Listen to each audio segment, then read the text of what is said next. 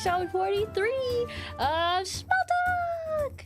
Thank you guys so much for stopping by today, and I hope you guys know what small talks are like while we are in the waiting screen. Let me go on ahead and explain how the question system works for folks who might be new. If you have a preference over Team Sunny or Team Rainy, please choose your team first. Team Sunny are bright and cheerful folk, while Team Rainy are chill and peaceful. For the questions today, if you ask according to a team, you will add 1 point accordingly, and all your questions are up for double according to how the guest likes it. So good questions are encouraged, but all questions are welcome. Woo! Thank you guys so much for stopping by today, as always. Yeah, thank you so much. Let me go on ahead and welcome all the check-ins. Thank you for being the first traveler in today. What the heck? And as well for checking in to Team Sunny. Hello, Adele. Thank you for checking in to Team Sunny. Hello, Major. Welcome to Team. Thank you for checking in to Team Rainy. Dan, thank you for your 5-stream streak. Nana, welcome back. Thank you for your Rainy team check-in, and Green Ninja as well. Make sure you guys get your check-ins. As always, our episodes are guest-focused, so if you type into the chat, I most likely will not react to it, and neither will my guest. The guests are always encouraged to not read the chat, so get ignored today, losers. Let me go on ahead and switch over to the screen.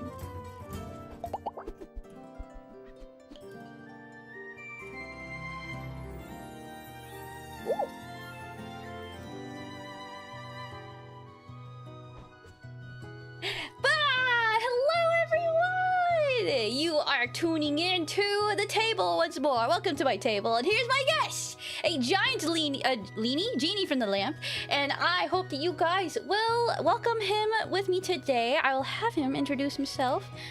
Before I do that, I will give what little knowledge I might know of this beautiful figure. He is a Genie VTuber of the lamp, an aggressively wholesome lion. He has like the little lion ears, right? But he comes in many forms that we'll see throughout the interview today, and I can't wait to see all the toggles. He was showing off so many to me before stream today. Hold on, I'm gonna move my fan, but it looks like I'm gonna push him, like but it's really hot in here. 1 second. Okay, I'm good now. All right, so let's welcome our guest. And boop. Hello. It's him, the one and only. Hi. Hi, Vespy. Happy to be here. Hi. Hold on. Did you sound that loud normally? I think so. Oh. Well, or maybe I don't know. Wait, Discord does this to me sometimes. Sometimes it'll just be like, oh, by the way, I'm gonna just max out your volume. Wait, if I leave and come back, it should work. One second. Oh, okay. That's a normal thing? Is that better? A little, yes. Okay. A little, okay. Yeah, this is perfect. Okay. Welcome, Jin. Would you like to introduce yourself to those who might not know you? Hi everyone, I'm Jin the Jin, aggressively wholesome Rakshas, a turned genie, coming to make your wish come true. This is my lamp. This is where I keep all my lamp champs.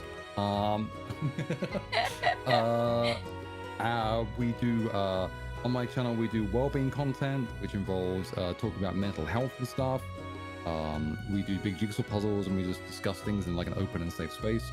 We also play city games. I do a bit of art here and there, and I just like to have fun and make people feel like the best version of themselves, you know? Let's go. Now, I feel like that could mean all sorts of things. Is there any like specific idea in your head when you say like best version of themselves? So, outside of being a silly lying guy on the internet, what I do as a day job is I'm I've recently rebranded, because I was going around calling myself I rebranded. So I was going around calling myself a well-being therapist, but I've recently rewind. There we go. I've recently rebranded to I'm a well-being guide. I thought guide was a lot softer and less invasive and more kind of less structured, because I'll be real, when I talk to people, it's very unstructured. It's very much like, okay, tell me what's going on, let's figure it out kind of thing, rather than it has to be like a set blocks of like this happens and this happens and this happens. And this is like in content specifically? Oh, this is just in life. So basically, people come to me and like people come to me and they talk about like things which are going on in their life, and so it's to clarify, it's not like not like a psychologist or a psychiatrist. I know there's two of them. I can never remember which one's which. Yeah. It's more like I'm more like a I guess a life coach, a well-being counselor, a motivator, I guess, of some variety. Like what we do, I'm less interested about like your past and what you've done and what's going on in your head, because that's for psychologists to figure out. Like Right. that's for you to figure out as well. Like as people, like my job, my role is to basically help you figure out where you want to be and think about steps we could take to get you there. Oh! Ah! Welcome, Raiders! Sorry, Hi, Raiders. You are coming into a very special stream. We are interviewing this lovely dude over here, which I am led to believe you guys are acquainted. Oh my god, hi Raiders. Oh my god, welcome! Oh my god, oh my god. Oh my We god, have Raiders? you're Oh my something matching god. energy, Jesus. I will say though, for this type of stream, we tend not to interact with too much with the chat. So thank you so much for the raid. Right now we're talking a little bit about Din's background as a well-being counselor, motivator, life coach. That's so interesting. How long have you been doing? Is this like an actual like occupation that Yeah, you are? so- Okay.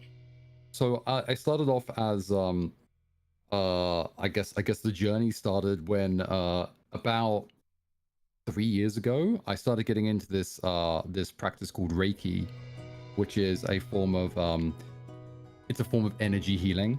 Mm-hmm. And How do you pronounce that or spell it? it's called R-E-I-K-I. R-E-I-K-I. Okay. Yes.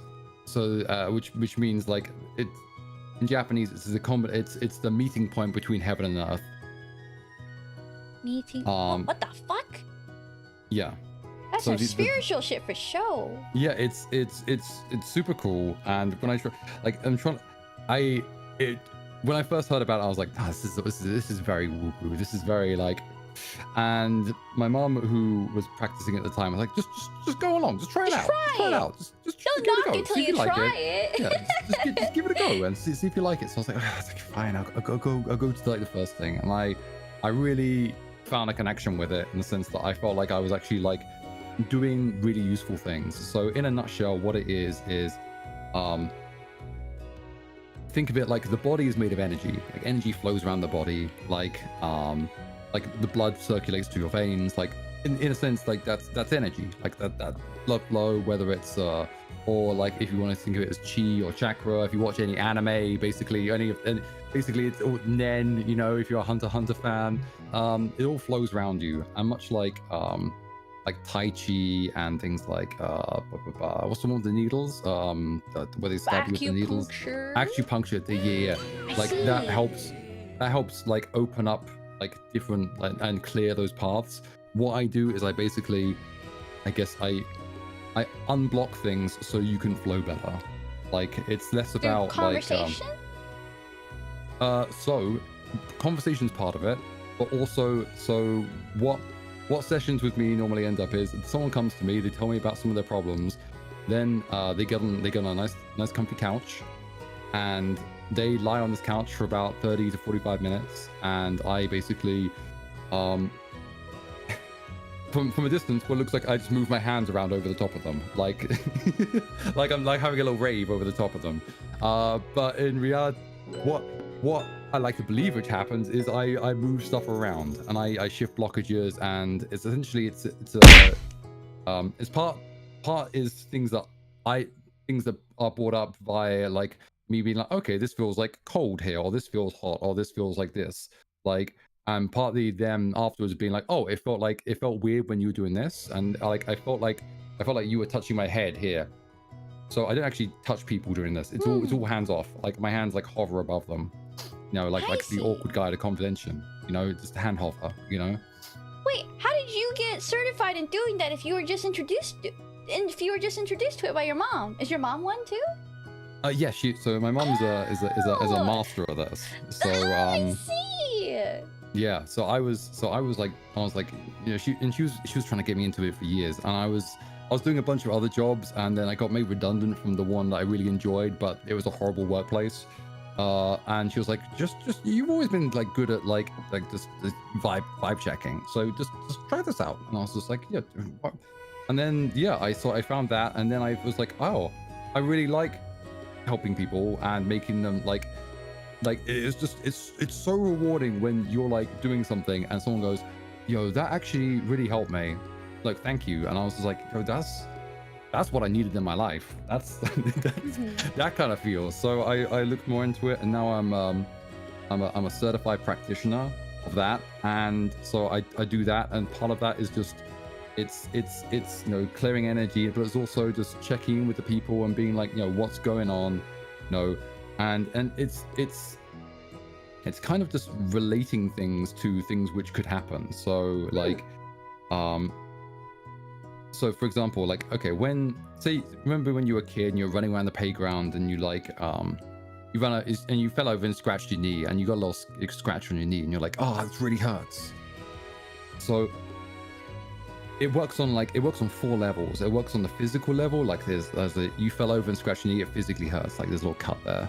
Then there's the emotional level, you know, there's the oh, I fell over, oh, you know, maybe I shouldn't run so fast next time, you know, because I'm scared of falling over again. So there's that little, like, there's that new thing which pops up because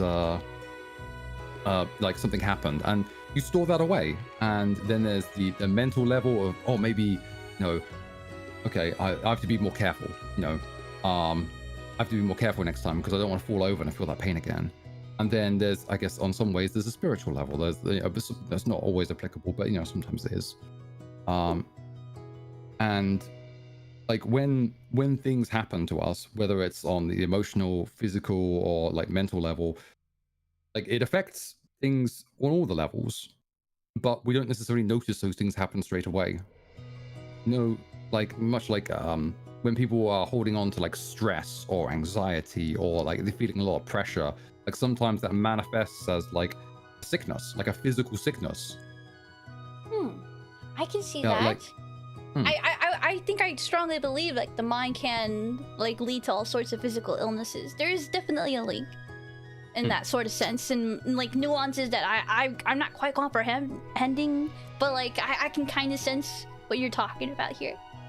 Yeah, I think that, you know, there are lots of things out there which we haven't quite understood and science hasn't caught up to yet, because it's just kind of, you know, it's one of those things where you're like, oh, that's, you know, if I went and tried to describe what I do to people, it's like, yeah. So what I do is they lie down for a bit, I wave my hands over them, and they need to feel a little bit better. Like and they're like, that's your magic man. I don't believe that, you know. I will say it is hard to believe, but seeing as you have so much experience in it, there's some success that you found. So there's something there, 100%. Yeah. I'm so interested. This is like something completely out of the blue that I not anticipate being like told about today. So I hope you understand, like, I'm coming into this with like wide open eyes, like, whoa, I've never heard of this. Like, how did you get certified? What does your mom do? Like, did you like, is clientele like bustling? Is it hard to like is it bustling? I guess. Yeah. My mom was a practitioner nurse for like 40 years, and she always loved helping people, but she found that being part of the NHS and the nurse system in the UK was very unrewarding, and it was like you work punishing hours. Because you're not quote unquote a doctor, you don't get treated as well, because when people come to see you, they're like, oh, you're not a doctor, even though they have just as much, like nearly as much training as doctors. So she got kind of burnt out of that, and she was looking for something which, you know, something different, a different way to help people. And she I can't remember how she met it. She met a friend of hers, and her friend was like, oh, I do this. And my mom was like, what is that? And she was like, oh, I'll show you, you know, come around my house, we'll have a cup of tea, then, you know, I'll do a little treatment on you.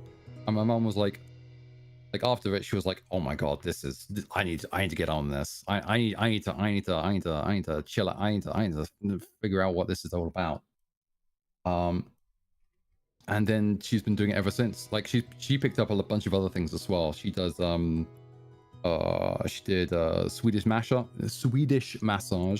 this thing called craniosacral therapy, which is all about the I guess aligning the spine and how readjusting certain points in it can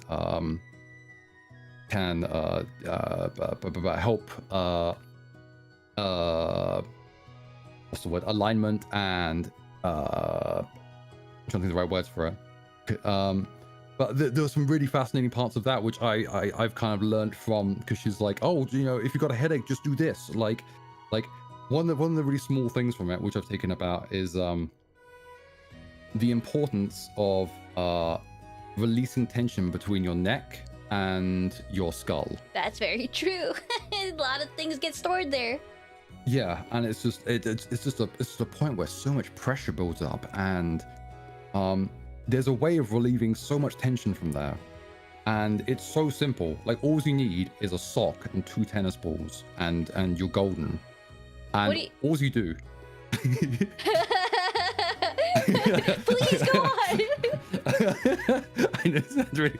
So what you do is, if you feel on the back of your head, right, like go up from your neck. And there'll be like a point where there's like 2 little bits of like 2 little bits that jut out of the back of your skull. Then there's a little divot, there's a little indent. Oh yeah. Like just above them. Okay. Yeah.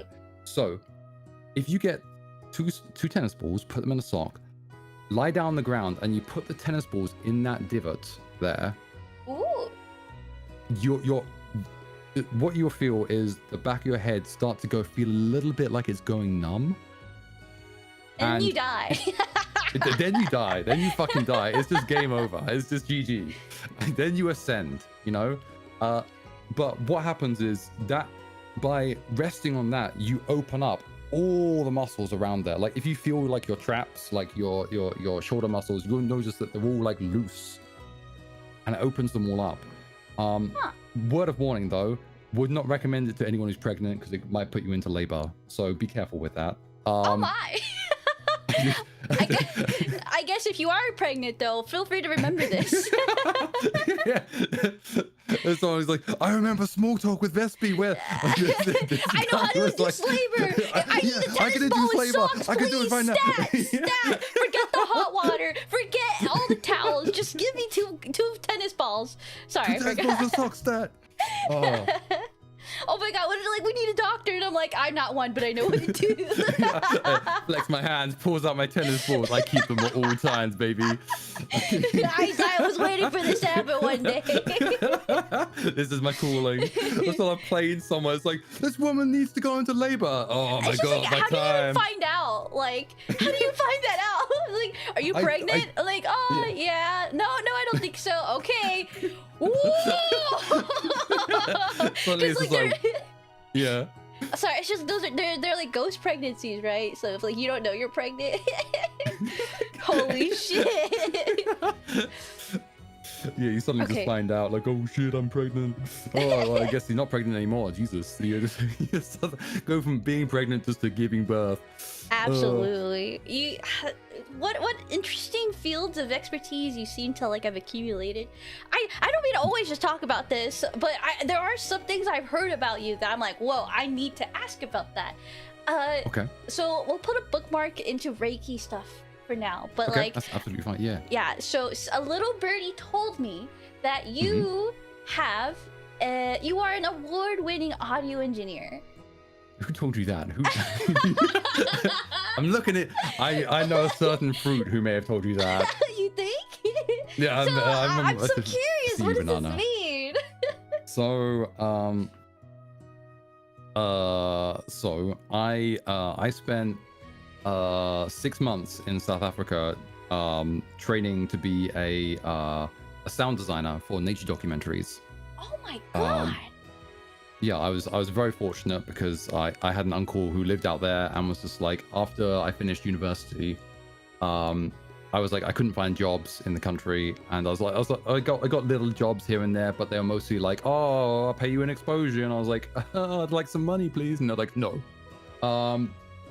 And I was like, oh, I can't get any work here, and so he was like, look, if you can, like, come over here, and we'll treat you like we'll just get you working on loads of stuff. And I was like, oh, it'll be like other internships like I've had before, and because the last internship I had was I was a runner for a studio in London, and I was there for about 6 months. And when I initially joined, they were like, oh, when you're not like running around, like, so a runner is someone who like gets teas and coffees for people like the celebrities, the talent, the casting staff, that kind of thing. And they basically they're an errand boy. They go get teas and coffees, they get food, they they clean up stuff, like they make your place look nice. That sounds like something I always thought that was like fake. I don't know. I can't believe that's true. Yeah, it's like well, basically you're a glorified slave. Mm-hmm. That's my experience, because they made me like wash people's cars and do their laundry, walk their dogs, and I was like, yeah, no, not for free. Like I got paid like exposure. I got paid like I got paid in like I got minimum wage. Right. And they were like, oh, but when you're not doing all the stuff, like our studio staff will teach you how all the equipment works and like all the mixing and mastering and that comes with audio. And I was like, okay, that sounds like a pretty cool deal. And in 6 months, I learned nothing. Oh my god. And they just refused to. And even times where I was like, oh, are you free for? They were like, oh, I went up to like one of the guys in the studio. And I was like, oh, it's like, I'd be like, oh, I'd be like, you got any clients today? He's like, no, I'm just kind of like just testing stuff. And I was like, oh, do you mind if I like sit in? And he was like, yeah, well, basically, yes, I do mind. So go away. And I'll be like, oh, okay. And this happened for 6 months. And then I had a really big row with the secretary, because apparently, like, this one guy, this group came in, and I'm the tea boy. I was like, I go into the room and I was like, yo, does anyone need teas, coffees, anything? And they were like, yeah. So they took the order. Order came through. I gave them teas and coffees. 5 minutes later, go back in to check, and they're like, oh, teas and coffees. And I was like, everything good? And they're like, yeah, everything's fine, everything's fine, thumbs up. And I was like, cool. Then later on, I go and collect them, and like, you on a lunch menu? And they're like, yeah. And they go and order lunch and stuff like that. This happened for 3 days in a row, same people. On the third day, when they were leaving, so they're all leaving, had a great session and whatnot. They're leaving, and the receptionist was like, oh, is everything okay? And they were like, and one of the guys was like, so I wasn't there, I wasn't present for this. I was downstairs in my kitchen cleaning up and doing all that stuff at the end of the day. And this guy went up to the reception and was like, actually, the coffee here was awful. Like, it just tasted of soapy water every time.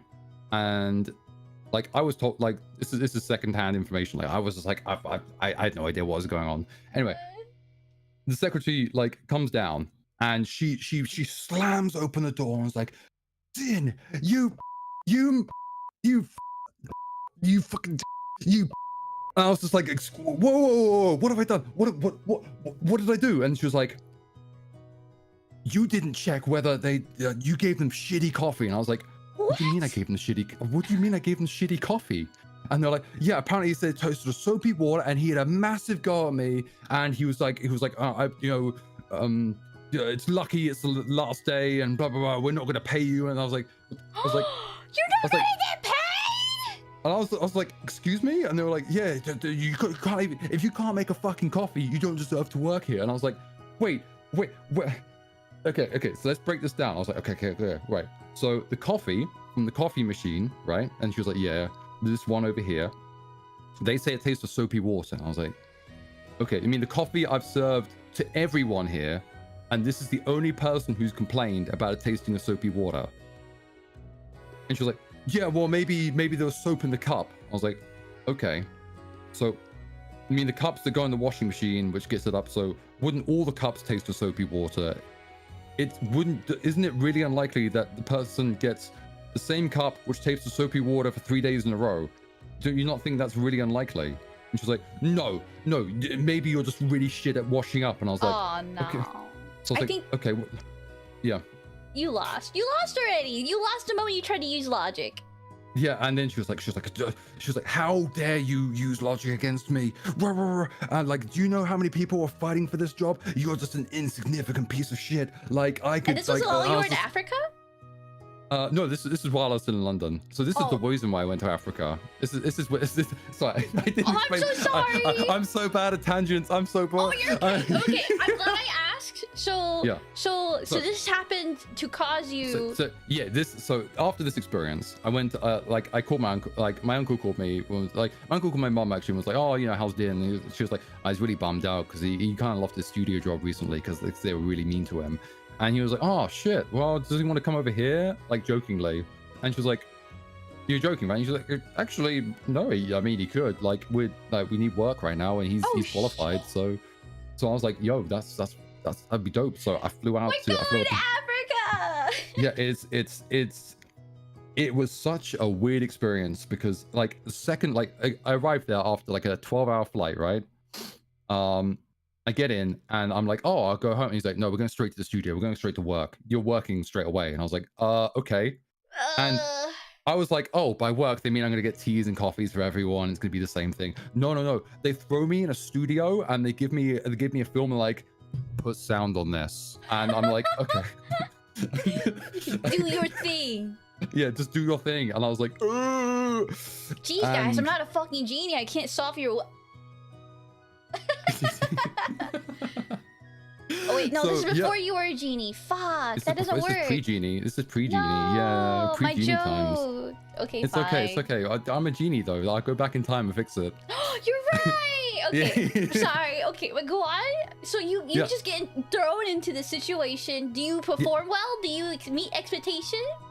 So at first I'm like, I'm slow as shit. They're like, okay, then you need to basically do 3 minutes of at least 3 minutes worth of professional like full audio cover, like, so it's sound design, Foley, ambient effects, like do all the mixing and stuff like that. You do at least 3 minutes every day. And I was like, I was like, shit, this is really hard, because I was like, I had to find where all the sounds were, then I had to change the sounds and manipulate them to make it sound like the thing they should be sounding like, and then be like, and then compare it, and then contrast it, and then change things around, and then move things around. And I was just like, damn, I was doing like a minute a day, and I was like, okay, you need to get faster. So what you're gonna do is you're gonna keep doing more. Like, I'm gonna keep giving you more work, and you're gonna have to go faster, because if you don't go fast enough, you're not gonna make it. So I was like, oh. So I was just like for like the first 2 weeks, it was pretty manic. Like, I was just working, like, I was working from about 7 a.m. to about 9 p.m. at night.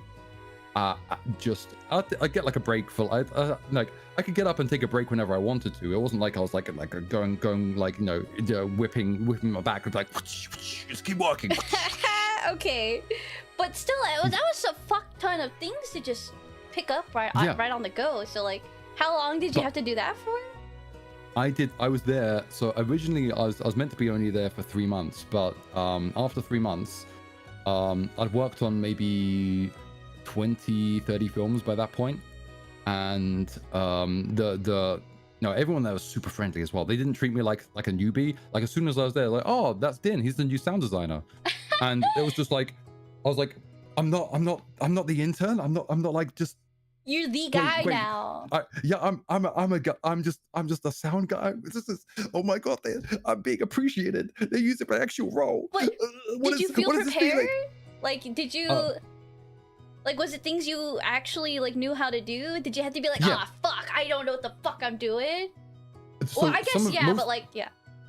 Most of it was like stuff which I kind of knew how to do, but I didn't like. It was a lot of it was like, oh, I know how to do this in theory. Like, I know what they need to be do. I've not really done much of it because it's most of my like work back in the UK was doing like boom work, basically just holding up a big boom mic and being like, they were like, follow the boom, and I'll be like, boom ready, and then I just hold the boom for like however long a shot takes. So where did the award-winning rumor come from? Okay, so I worked there for 6 months in total because the CEO of the company really liked my work, and they're like, Din, we want you to stay for 3 more months. Obviously, we're going to pay you for this. And also, when you go back, we're going to send you work as well to continue because we really like the stuff you do. So like, it's me beaming like the Cheshire Cat's like, yes, please. So one of the films that we worked on, well, films from the production house got nominated quite often for the for what's called the SAFTAs, which are the South African Film and TV Awards, and the one of the pieces that one of the first pieces I worked on, which is wild because it was actually one of the first things I actually like worked on was so our main like the clients were National Geographic, Discovery, and the Smithsonian. What the fuck? Those are huge names. Yeah, I know, right? I didn't even know they were going there. How did you get into Reiki? Oh my god, dude. There's so much to work through here. Yeah, so one of the films that we worked on was highlighted on the Smithsonian website, and it got it got a lot of views, and I was like I didn't realize how many until like my uncle was like, yo, he called me up and was like, yo, Din, he's like, can you get to Joburg? And I was like Johannesburg, and I was like, what? You can't just call me up and say come to Johannesburg. He's like, no. He's like, well, in 2 weeks it's the SAFTA Awards and we've been nominated. And I was like, what do you mean? He was like, yeah. You know that piece you worked on? Yeah, it's been nominated for a SAFTA. And I was like, oh, you gotta go now. You went, right? I couldn't go. Do you know how much tickets it's? I can't just get a stuff on a whim. I guess not. But that was your work. But that was my work, and now I have we won the award, and I was just like, so now I have this so my name's on a little plaque of this really cool award, which looks like it almost looks like a crown with like 3 prongs coming out of it, and I was just like. And so yeah, I was just like, oh my god, I was so excited. I was just like, oh my god, that's blushing and just like that's me. I'm on that. That's me. That's my name. But I'm also curious then. So, did the work not continue like he said? Yeah, I mean, when I came back, I was like, oh, this is great. This is my great foot in the door. I can now go, as well as getting like freelance work from them, I can go around and like offer my wares to like other places, like other reputable film houses. Like there's a Sky office in the UK. There's Discovery in the UK. There's the BBC. There's all these other places, and I went around with my CV and my show reel and was like, yo, these are the things I've worked on. I'm looking for work. I've got all these contacts, and my dreams were quickly shattered when basically everyone turned around at me and said, your work in South Africa isn't up to UK broadcast standards. And I was like, but you got yeah, I know. Award? I was like, but it goes to Smithsonian and Discovery and so on. And they're like, yeah, but it's not up to our standards. So, and I was just like, yeah, and so I was fucking like, what do you mean? What do you mean? And they were like, yeah, basically, yeah, you're basically, you're back to the fucking the mobster level 1. I've gone all the way down. I've gone from like mob boss to fucking peasant. And I was just like, ugh.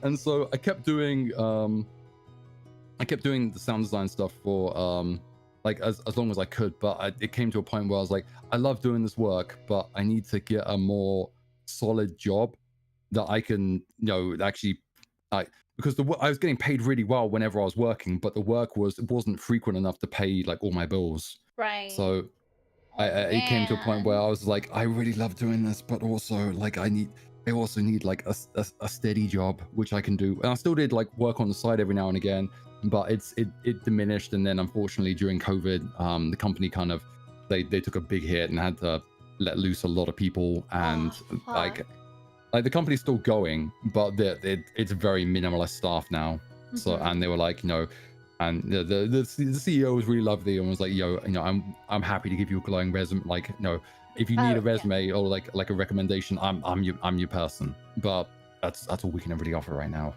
Shit. Well, I do suppose that's always something you can return to one day, maybe.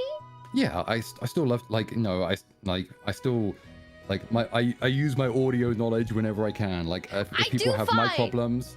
Yeah, I'm not sure if you heard it, but like whenever I heard that you were like an audio engineer, I'm like, whoa, that makes so much sense. Your audio quality has always been like far superior than anyone who just comes in. Like, it's all of our dinky mics, and then it's yours sounding clear and crisp. I'm like, how'd you do that with Discord?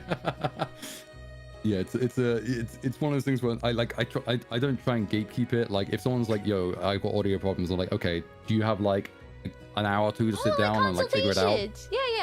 Yeah, but like I don't charge for it. I'm just like, yo, I'm happy to give you audio, like make you sound better. Like that's cool with me. You know, VTubers, hold on, why don't you just do audio work as a VTuber? I feel like that's a very popular thing. So I tried it a few times and I never found that it really, it's one of those things where, like, especially if you're like mixing and editing, I feel like audio work that isn't music is very much like it can be a little bit tedious because it's kind of like it's trying to find the right sounds to match up with the right bits, and it's going over bits again and again and again, and trying to get everything perfect and lined up. Then you move on to the next little bit, and then you'll have like after 10 minutes you'll probably have like maybe 10 seconds of like bit which you're like, okay, I'm happy with this bit, and then go into the next bit. And I think for some people that's just like no, they can only hear the same sound over and over again before they're like, okay, this is getting a bit like, no, I understand it. Like, you know, if the same, you know, if I just kept going, yeah, it gets after a while you're like, okay, calm down, you know, I'm done with this, you know, I'm over it. No kidding. Okay, when you say it like that, I'm now amazed by the amount of people in the audio industry. Yeah, it's Jesus. Well, okay. Yeah, I think there were some very talented people out there who can like, you know, I guess they're just that like I find that when I do stuff like that, I tend to hyper focus on it. I either hyper focus on that or the chat, and either way, like I either don't get any work done or I do lots of work, but I'm like, fuck chat, I'm just working. So. It's like that diagram where it's like it's like a triangle, 1, 2, and 3. You can only choose 2 of the 3. Like you either have my attention or you have work. I'm sorry. you get one or the other, chat. That's it. One. So on top of your audio work, on top of your previous like Reiki arc in your life, and like now you're a VTuber, I feel like there's a lot of hats you end up donning. You're also an artist. What else do you have under that brain of yours? I'm a game developer, like a tabletop game developer. What does that mean? Like you make board games? Yeah, board games specifically, like so card games, board games, miniature skirmish games, role-playing games. Yeah, I've. Oh, you know what? That makes sense since we played D&D that one time. Yeah. No, oh god, D&D. That's. We'll get to that. That's another huge passion, but we'll get to that in a second. Go. Okay, but why not right now? What do you want to talk about? What do you want to talk about? I was just anything. We're down to talk about anything. I just thought like it'd be interesting to see like, oh, we've talked about in depth at all these different things. Now here's like a third one to on top of it. Like this guy's got so many assets. So many assets, all the assets. You're gonna tell me you're also a cancer researcher now? No, but I do donate. I do what I can. Like I donate my hair to people with. There's a trust in the UK called the Little Princess Trust, and I used to grow my hair really long and then get it cut by them so I could donate it to people, little kids fighting cancer. How fun! Okay, damn, that long hair is real.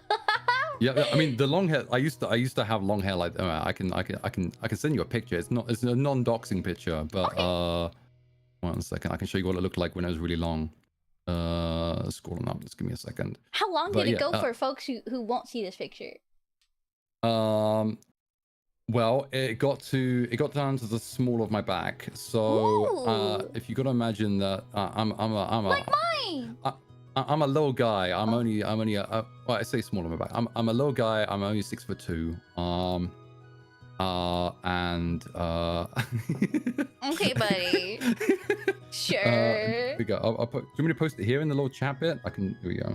Okay. Yeah. Thank you. That's right. So I've done that a couple of times now.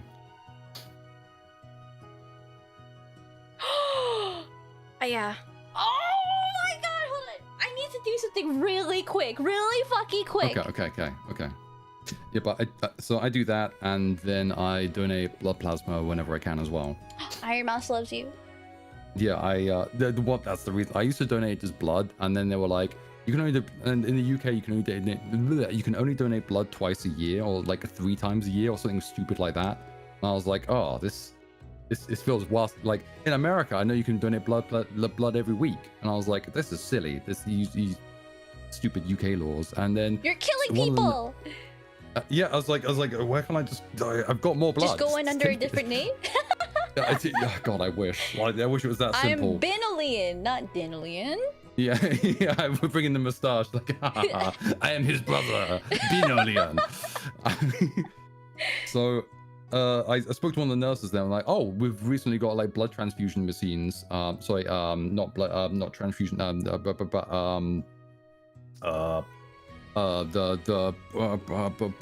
Blood plasma transfusion machines.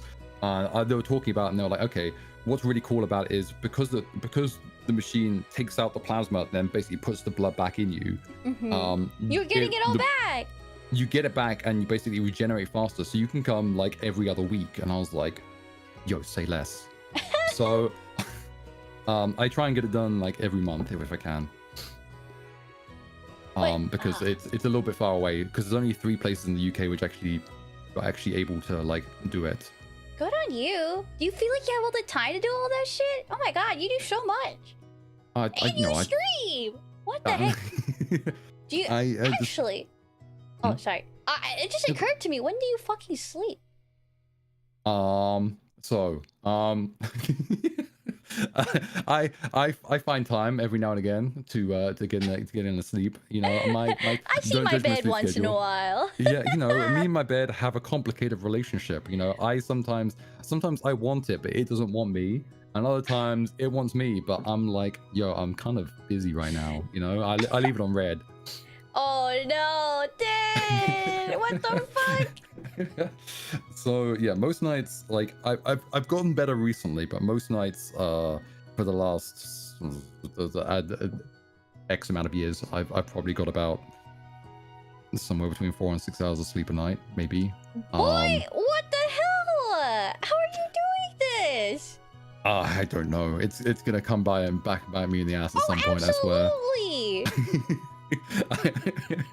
Yeah, you know when in those animes where it's like, oh yeah, whenever he does this technique, he takes a year off his life. That's you just spam it every night. You're like, it's supposed to be an ult, but you're like using it as if it's your fucking.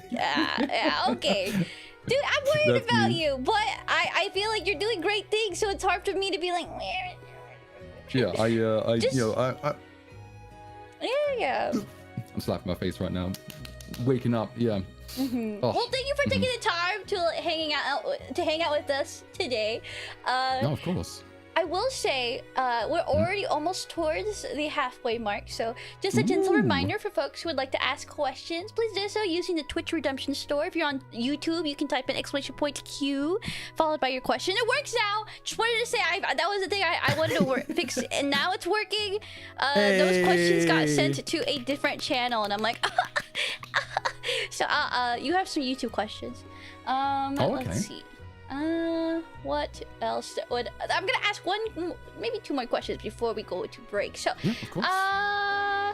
Why Denolian? Are you actually a lion, or are you just an imposter? Originally I wanted to before I was a VTuber, I was a Flash tuber, and I really wanted the name Dino Lion, but Dino Lion was taken. And so I was like, I tried to find different versions of it, and then I was like, oh, if I put another L there, that's fine, and it kind of sounds the same. So I'm now Dino Leon. Wait. Crisis is happening. Oh, okay. Oh, we're good. Sugar, we're going down. Sugar, we're going down. Oh, Yeah. I know why. Okay, now you can ask questions. Thank you, Leru. I'm so sorry. Oh my god, that means people could have been asking until now. Ah! Okay, I'm sorry. Could you please repeat yourself? Why is Dinalian? So originally I was a flesh tuber and I wanted the name Dino Lion because I love dinosaur. Dinosaur, yep, and lion because I like lions. So I was like a Dino Lion. It's both the words I like. But you also have like a chibi, right? That you are a dinosaur. Yeah, I have. So a friend of mine made me like a little channel mascot picture ages ago, and I was like, oh, it's really cute, and it was basically just me with like a big lion mane, and I was like, yo, this is fucking sick. I have it still. 1 second, I can send that to you as well if you like. I want to share it on story. That sounds so yeah, cute. Of course. It's here we go. I'll where do I'll put it in here. Here we go. Yippee! There you go. Here's a picture for folks. Mm-hmm. Look at it! Oh, it's so cute! Yeah, so I was like, hair? yo, that. Yeah, I got a little beard, a little goatee, because otherwise I have really bad baby face. Now I'm Din. Oh, it's the actual Dino Lion. Yo, guys, check out the real Dino Lion over twitch.tv/Vespera. I am the aggressively wholesome. I don't know, man. Who drew this? A friend of mine called Lockie. I think he goes by Gay Gull on Twitch. How did you get that? That's so cool. That's a good one. Yeah, I've known it's a guy I've known for like, God, it must be like at least 10 years now. I met him playing Heroes of the Storm. Gamer? Yeah, I love Heroes of the Storm. It's such a like everyone's like, oh, play League of Legends. Like, no, this one's way better. And they're like, but Blizzard hate. I don't care if it's a dead game. It's really good still. Shut up. Does that mean you play League? God, I haven't played League in so long. Like I used to play League. Like I used to support jungle and support, and I loved characters who were like who had a hook. Like I used to play Blitzcrank and Thresh and Nautilus, and I'd be playing them supports, and people were like, you can't play Nautilus support, and I was like, fucking watch me, bitch, and I'd be like fucking smashing faces, and they're like, oh shit, this is golden, and I was like, yeah, see, like, respect the hooks, you know. Yo, we gotta play League sometime. God, I haven't played it so long. I'll be so bad. I probably still have my really bad League name as well. Really bad? Was it like a gamer slur? It wasn't. No, it wasn't like a gamer slur. It was just so cringe. It was just really cringe. Edgelord 69XX. It was hashtag worth. that means you know this guy is always gonna go in. Yeah, for what it's worth, if that was my support, I would start sweating if that was their fucking name. Yeah, I'm very much like I very much like whenever I play those kinds of games, I'm like I go in and then I expect you to follow me. You know, like we go down swinging, you know. Oh, that's scary, but I feel like that's so different compared to how you operate. You aggressive, wholesome. Wow, never mind. Yeah. That's so consistent. You're such a consistent person, dude. Such an assistant. You're so aggressive in every aspect of your life. Yeah. But then also in that's like the gap moe, right? I don't know. I feel like you're such an interesting character in this space, in that like you're very friendly, and I feel like for I don't want to talk about it like this, but I do feel like male VTubers end up being in a tough spot sometime, right? But with you being so friendly, it's so refreshing, and I feel like you welcome everyone the same way. Hmm. Do you feel like you've been like you understand that the Yeah. I like to think of people as people. Like I didn't try and when I first started YouTubing, I had like this character in mind. Oh, I'm gonna play it like this. I'm gonna be this really cool, like kind of stoic guy who's like kind of mysterious and kind of like, and I had a voice for him and everything. And then within the first like 20 minutes of being a VTuber, I cracked and I was like, I can't keep up with it. I'm just gonna be me, you know? So yeah, I don't like, if you know, some people play characters, I respect that. I can't do that. Like, well, it's the irony. I can't play a character for VTubing, but you know, I can you know, I can play 1,000,001 characters when I'm a dungeon master. You know, I'm literally every character under the sun, and I play all of them. And you know, but when it's VTubing, I'm like, I can't. You know, this is just, you know, I can't contain the joy, which is just, you know, being a silly little guy on the internet, and that's just me. No kidding. I love you being a little silly guy. Your stream is one of the more like, not to say like it's very, if I were diagnosed with ADHD, your stream is very pleasing. There's so many little things you could do, like with the claps and the fucking GGs. I feel like there's so many opportunities as a chatter to really get some, how do I explain it? Like some nice streamer interaction there on your stream.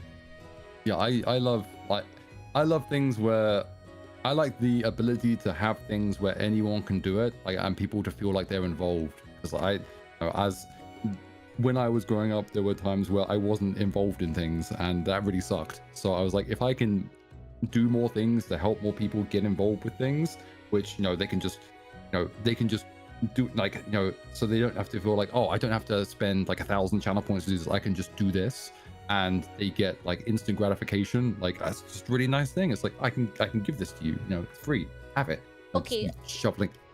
I actually operate like that too. That's why I have so many like chat commands versus like redemption stores. Because I also feel like no one looks at the redemption store sometimes.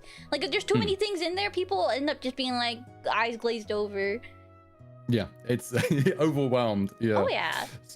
So yeah, is so there? You go. I'm so sorry. Is there like a special way you've upgraded your streams? Like, have people reacted to it like maybe expectantly or beyond your expectations? So, it all really started when I met this guy. I stole him from another streamer. There was a relatively well-known streamer called Evanito, and he was doing this. I think he was doing like an Elden Ring playthrough, and he was like, oh yeah, basically I play Elden Ring, but every time I die, like something weird happens in chat. And I was like, and he called out the coder in chat, and I was like, yo. So I stalked the coder, programmer guy, and I found him on Twitter, and I was like, oh my god, I want to make this D&D show, and you do this really cool coding thing. Could I maybe like give you money to like to do this? And he was like, no, don't give me money, but it sounds fun, so I'm in. That's amazing. And yeah, we've been friends for like the last 4 years, and he's like, I keep coming up with these stupid ideas, and he's like, okay, we can try and figure them out and see if we can make them work. And we've gone through many iterations of different codes and programs, which like I feel so bad because I'm just the guy who's like, yo, monkey, make this, and he's like, yes, I will make this thing. But he's so incredible. Like he's like, I've got to shout out my boy, a very green banana. He's so hacking talented. Oh my god, we've been talking about Nana. Oh! Yeah, we've been talking like that guy's my goat. Like he's like, let's go. Like my channel wouldn't be the same without him. Oh like, yeah, like, no, I'll shout out yeah. Nana. Fuck yeah. Yeah. So yeah, and yeah, and then like so we were using we were using Python initially, and then we found out about Mixitup and then StreamerBot, and then we sort of upgraded it slowly and like integrated different things. And yeah, he's doing some amazing things now. Like he's got his own like VGN store where he's got like all these really cool code programs where you can do all like this really fun interactive stuff. And I'm just like, and it's so amazing how he's such a font of just amazing creative ideas. Like, you know, I can't shout out him enough. Like he's a real gem. I will shout him out for you. Thank you so much. What the heck? I need like a detailed list of the shit like you guys have tried and like implemented, because like as someone who uses StreamerBot, I love what you've done with your stream, like with the fucking memes that people can just do on the like. I'm fucking amazed. I love it. I will say we do have 2 minutes though, so okay. Yeah. I will probably end up going soon. Is there anything you'd like to wrap up, add on to whatever we talked about? I know you're really excited about me talking about D&D, so I'll do the nutshell version. Yes, please. I was my first experience with D&D was awful. I was invited by my girlfriend at the time's DM, and he had a crush on her, and the only reason he invited me was because she said she wouldn't go unless I went. So I was forced to play a barbarian. I hated the experience. He made it awful for me. He made me really hate the game. But afterwards, I sort of sat back and reflected and was like, yo, I want to play this game. Like, it sounds really... I listened to some podcasts on it, and I was like, oh, I really want to play this game. I really want to play this game. So I got some friends. I was like, yo, we should play this game. We got to find a dungeon master. And everyone was like, no, I don't want to do that. And so I was like, okay, I'll be the guy. I'll be the guy.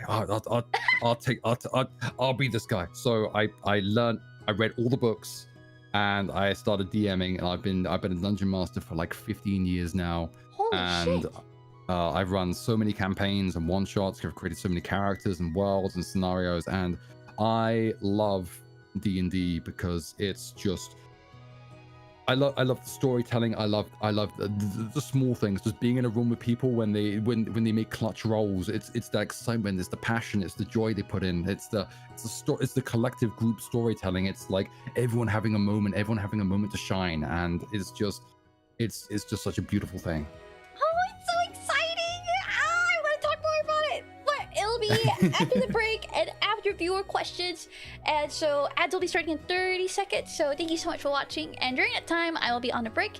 Din, would you like to chat while we're gone, while I'm gone?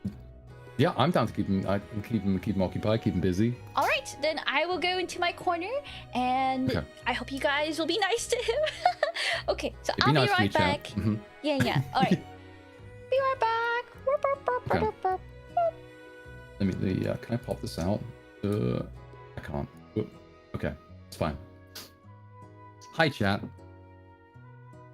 Let me put you over here. Oh my god, is that a very green banana? Jutu, Vice. Hey Adele, how's it going? Hey Lero. Oh, Lero, my goat, how's it going? Be nice-ish. I know that guy. I know that guy too. It's my goat. Banana. Wawa. Mm-hmm. Wawa. Wait, who is this guy? This guy right here. Oh. I'll move over here. There we go. It's my room now. This is my talk. I run this stream now.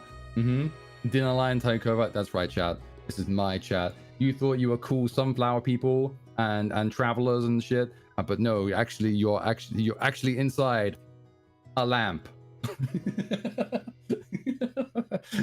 You've been fooled. And what makes it worse, you see this lamp, it disappears. It's gone forever. No, I'm joking, he comes back. But anyway. Hi. He's gonna eat the table. I might do. It does look very tasty. One sec.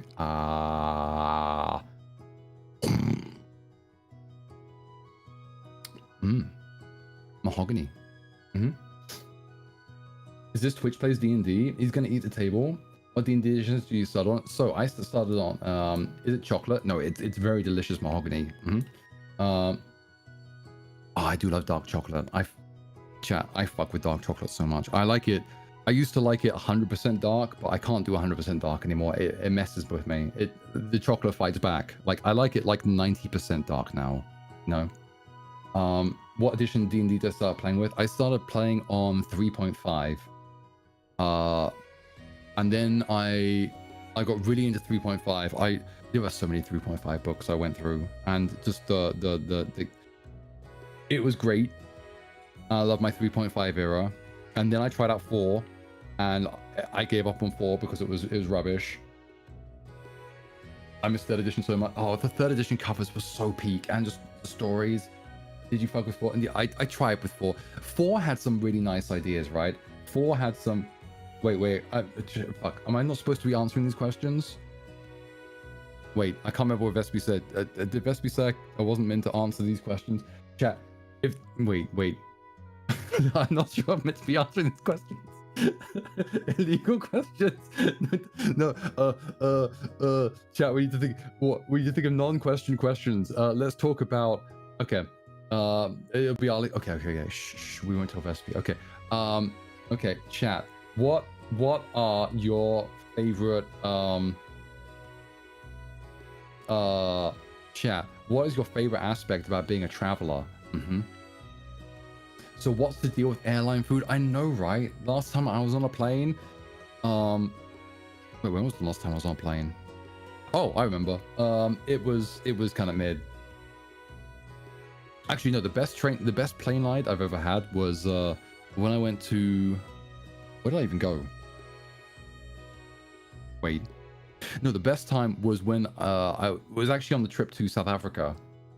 We'll get back to the D&D, I promise. Maybe like if you there's question thingies in chat. If you go to the channel point redeems and you ask a question as a team, then we can definitely do the questions. You just have to do the official, like just if you click on the little spice. And you click on the ask us Team Sunny, ask us Team Rainy, then we can go through it in the second part of the show. So you can ask all your questions there, and I can answer them legally and without Vespy killing me, because I don't want Vespy to kill me. Please, chat, please protect me. I'm so sorry. What's going on? What? Nothing's going on. Nothing happened. Okay. Airline food, right? Airline food. Yeah. So Dude, yeah, I've changed like size 3 different times on the stream. I made myself bigger because I was like, well, you know, Fuck it. Let's just. Okay, I think I'm in the right space now. Okay, let me yeah, know we're good. Let me know if you were good. Okay. All right, I'm back. Thank you guys for waiting. Welcome back, welcome back, Vespy. I just saw the question that came in. We do have viewer questions ready. Feel free to get them in, or we can get to them at the end of stream. So fear not. This is not the only time we'll be accepting viewer questions. So, sorry, I did just show up. Did you need to finish any topic before we move on, or? It's fine. I looked over and you're just dancing away. Sorry, swaying in the wind. I don't know yet really how I want to like look proportional to you. Like no, it's fine. I look taller than you. Can you you get taller? Can you? I feel uncomfortable being taller than you. How big do you want me? Wait. Is this big enough? Is this too big? Buddy. Too big? Too small? This is small talk. Do what you think is appropriate for small talk. I feel like I should, here we go, a little bit smaller. There we go. Why don't I just make all of my guests do this? Why don't I just make them all freakishly smaller than me? This is the only time I can get an ego. What the heck? This is how tall? You said you were 6'2", you little bitch. Yeah, you're 6'2" now. Yeah. I'm just a little guy now. Before we move on, I just want to say thank you so much for the raid, Bunny, and Wise as well, and anyone that we couldn't address properly. Thank you so much for your time, and to us, and to everyone who's like stopped by. Oh, I'm so happy. Thank you so much, everyone. Yeah. But it's about this little guy today, so yeah, sorry. I'm gonna keep using it. We have so many questions. I would like to start with the YouTube one so that we can. Okay. Yeah. So you didn't get to see it, but it got sent to another person's room, unfortunately. So let me just read it. That's okay. No worries. Yeah. FNA, who's Grimsley. Grimsley asks, "Why did you give that poor man soapy coffee?" Well, I just had enough of them. I was just like, yo, this person. Well, it was very eye-opening working in that industry because I met a lot of like celebrities, and I realized very quickly that a lot of them are just horrible people. Can like you tell us without getting in trouble? Oh my god, I've always wanted to talk to someone who knows this, who has a story like this. I need to know. So I would say the ones who were nice. Okay. So I met Stephen Fry. Stephen Fry, absolutely lovely, like absolute gentleman. Would 10 out of 10 would make him tea again. He treats you like a real person. Like Who the fuck is Stephen Fry? He is a British comedian. He's also a I guess a philosopher of some variety. And okay. He's a national treasure over here. I met these might just be British celebrities, so you might not know any of them. Okay, maybe what if you gave like quick summary? Because if I don't know them, there's definitely someone else who does it. Okay, I met Sir David Jason. He's the one who played. He was in Only Fools and Horses. He played Del Boy. He's an absolute sweet. He's like a heart of gold. It would hold the door open if we were carrying tea. I met Simon Pegg. Simon Pegg was very busy, and I'll leave it at that. The worst one was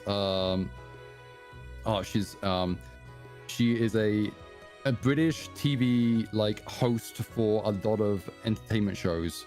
I can't name them. Well, I could name them. I'm gonna name them. Like Strictly Come Dancing and Dancing on Ice. There's a lot of dancing shows in the UK. I see.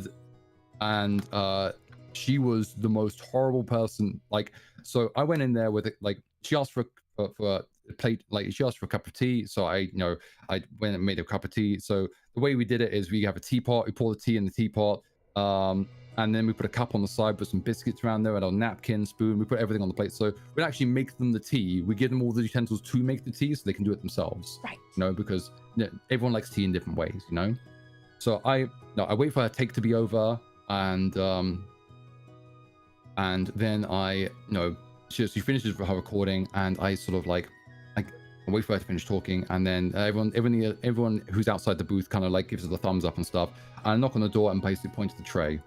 And she gives me this look, this look of like, what the fuck are you doing? I was like, and I sort of pointed to the tray, and she was like, and she went over and marched over to the door, opened it, and was like, what do you want? And I was like, you asked for tea. I've come to bring you tea. And she was like, she looked at the tray and was like, do you not know how to make tea? I was like, no, this is how we deliver the tea. We give you, we provide all the utensils and things so that you can, because everyone likes tea different. And she's like, so you're saying you don't know how to make a cup of tea? I was like, no, I know how to make a cup of tea. But this is how I've been taught. I trained to give tea to people here, so you can make it the way you like it. I don't know the way you like it. And she's like, so you don't know how to make tea, and you don't know what? And I was like, no, I do know how to make tea. And she's like, she was like, over the intercom, she was like, this guy doesn't know how to make a cup of tea. No way. Are you serious? And the people, like the producers and whoever's mixing was like, ha, yeah, you're so funny, celebrity. It was Holly Willoughby. But yeah, you're so funny, person who's in like shampoo commercials and basically can't get a jig now. It's you're so hilarious. Look at this poor boy who obviously can't make a cup of tea. Yeah, you're definitely right. We're not agreeing with you because we have to. So yeah, that was my experience with her, and I know she can. Yeah, that sounds fucking awful. Yeah, it was rough. It was. What kind of fucking experiences do you need to go through to become that fucking awful? I'm sorry. Yeah.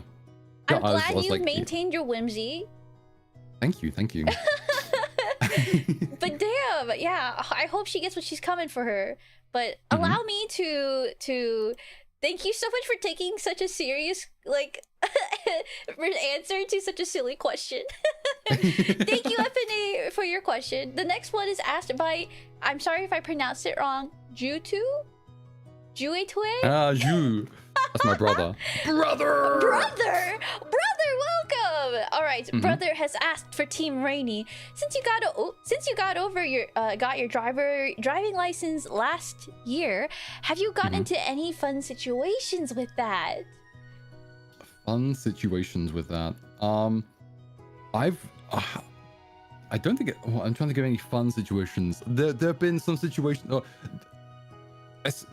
I'm trying to think of any like situations I've been in where I've never done anything which I would consider dangerous on the road. Like I've got fun stories of being the passenger, but never as the driver. Like I'm a very sensible and safe driver. You know, I'm very say-so. I keep to the speed limit. You know, I've got friends who are like, oh, it's a 30 zone, 50, and just like just absolutely floor it. Whereas me, I'm like, it's a 30 zone. I'm going 29.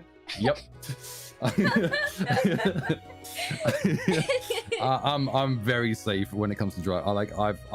I've when I was really young, I think I was maybe 7. I remember getting picked up from school by my friend's dad. My friend and his dad, both Australian. I'm not sure if that has relevant to the story, but I feel like it is. It adds a tone for sure. So they picked me up. They picked us up and I was going around his house. And I remember opening the car door. And as I opened the car door, his dad started driving off while I was still holding onto the door. So I have this vivid memory of holding onto this car door while he was driving down the road with the door open and me just hanging on it like, and it felt like hours. But obviously it was probably in a few seconds. But I remember like he stopped and he was like laughing and like, oh, go on, get in the car. And I was like, like wrenching my fingers free from this door frame, like, and sitting in the car just like putting the belt on, being like, and so like ever since then I'm just like, yeah, I don't know, I'm not fucking around. I don't fuck around. I don't fuck around. Oh, you know what though? Oh. You're the type of guy we need when we need someone to drive. All right. So, God bless. Mildly traumatic. I was once in a car with someone who had too much to drink, and that was also terrifying. I didn't realize at the time. Like I was a friend of mine. We were out for the night, and we lived roughly in the same place. And so they were like, "Oh, do you want to live back?" And I was like, "Yeah, sure." I was like, "Haven't you been drinking?" And they were like, "No, I only had like a pint or two." And I was like, "Stop."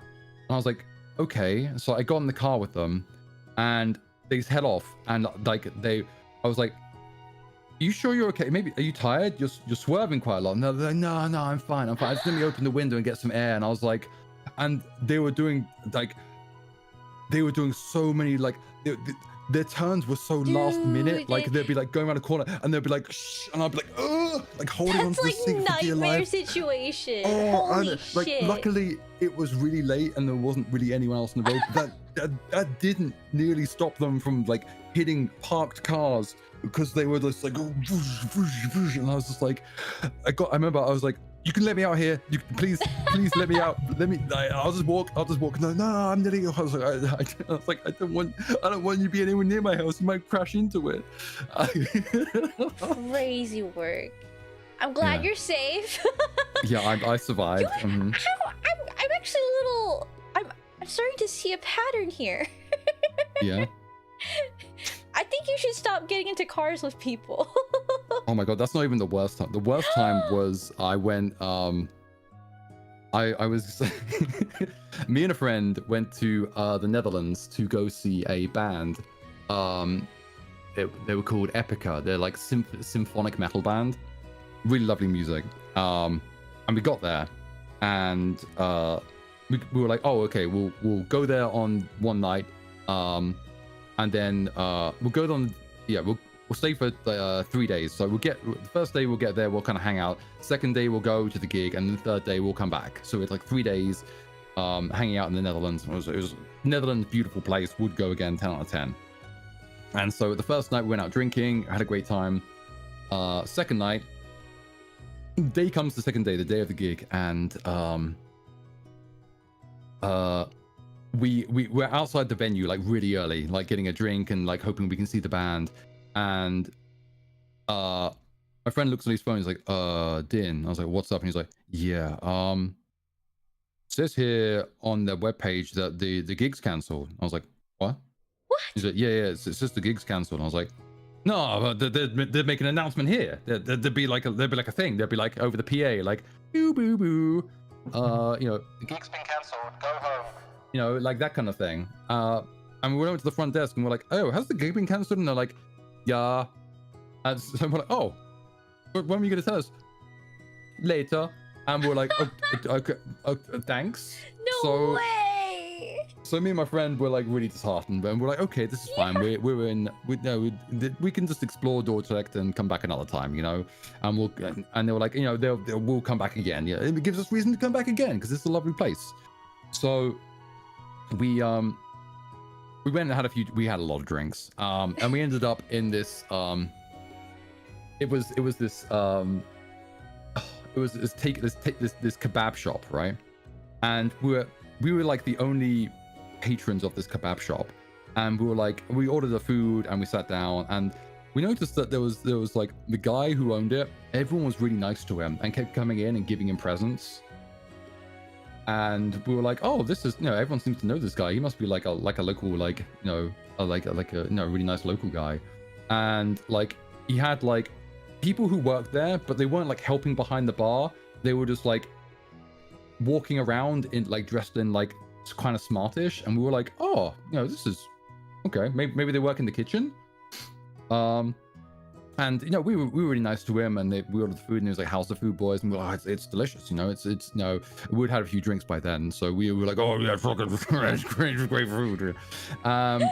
And he was like, oh, do you boys want some beers? And we're like, yeah, we'd love some beers. And he was like, okay, give me a second. And he whispered to one of the guys, and they went out and went to a store and bought us beers. And we're like, yo, thank you so much. And it's like, how much do we need? He's like, no, this is on me. And we're like, this is very generous. And he was like, yeah, of course, you know, my generosity is your generosity. And I was like, we're like, sure, that's cool.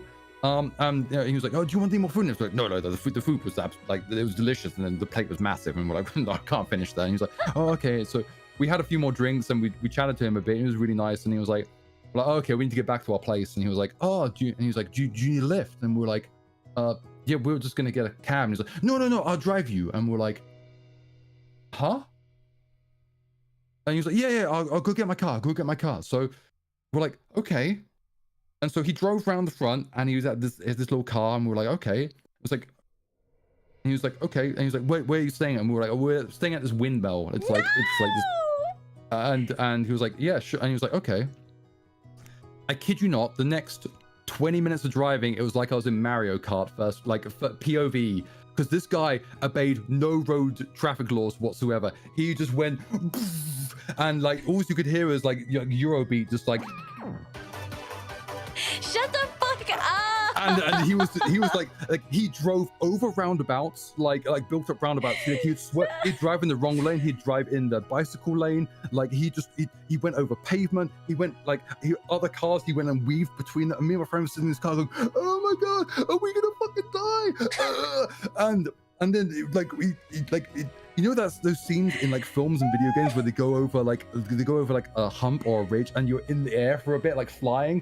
That was like one moment in the car, and he was like, "You enjoying the ride?" And we're like, and we pointed out the windmill that we're like, "That's our windmill. That's where we're staying." And he missed the turn in for it. And he's like, "Don't worry, I got this." And he put on the handbrake. He put on the handbrake and skid over the embankment, like over the grass, over the pavement, into the car park the wrong way, narrowly avoiding several trees into this car park. And he was like, "Don't worry, boys, that one was on me. Just remember to come back next time you visit." And we were just like, like kissing the ground. It's like, oh my god, we lived. And then we got back to the hotel room. We're like, did that really happen? Dude, you're just making shit up. Oh my god, this is insane. Stop getting into car. I really should. Oh goodness. Thank you for your stories. It's okay. Okay, and also Jutu, thank you. I'm sorry. Fuck, I'm so bad with names, man. Ju, thank you so You're doing much great, for you're your question. There you go. Leru asks the next one. Do you think your life would have been different if you went to the awards show that one time? I don't know. I don't think so. I don't think it would have been. I don't like. It would have been nice to like go up and like get on a stage. I think that would have been nice. But I don't think. No, for me it was enough just to know that, like for me getting nominated for an award, that's incredible. Like winning an award, that's beyond incredible. You know, You have a I think, physical object for this too to like yeah, show no, it's for it. nice. I know Yeah. I like winning awards. You know, it makes me feel really good. You know, I try to win in every career I'm in. You know, get an award. You know. You want one for being a VTuber? No, I'd love one for being a VTuber, but I don't think I don't. Which one do you think you could realistically aim for? I think like a small goal of mine. It's a silly goal. I think I would like to be. You know how you can be Twitch ambassadors? Oh yeah. I would like to be the Twitch ambassador for mental health, or a Twitch ambassador for mental health. That's what I'd like to be. Like for VTubers in the scene and mental health. I endorse Twitch. Don Clancy, this is your man. Yeah, Okay. that's what, that's what I'd like. Good shit. All right. Thank you for your question, Leru. And Yeah, thank you, Leru. The next question is asked from Siemens P3. What a name! What a name! Oh no. Sorry, could you read that one again? I didn't catch it.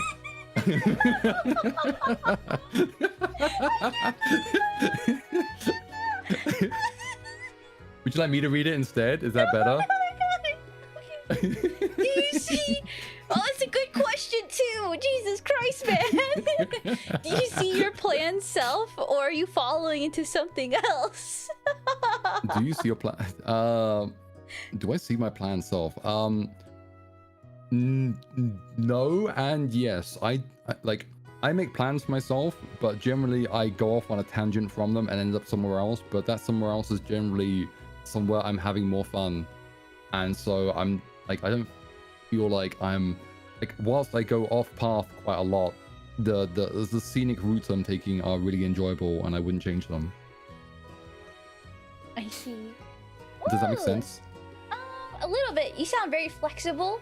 You sound very open to a lot of I am. possibilities. It's all the yoga. Yeah. But it's I think there are lots of things I'd like to do, and I write them all down, and I try and like manifest them and try and make bring them into existence and find out ways of like, you know, and sometimes like the ones which I find the like make me like do you see your planned self, or are you following? I don't think I'm following anyone else. I don't think I. This is how I'm gonna interpret this question. Okay. I'm sorry if I'm gonna say it wrong, but I feel like when they describe planned self, I would think like, are you pursuing things, and do you feel like you're on the right track for it, or are you just kind of like vibing it out in life? I guess I feel like I want to do the first one, but it's more like the second one. I'm kind of just vibing it out. I'm getting better at being more accountable for myself and holding myself up to better standards so that I can achieve the things that I want to achieve.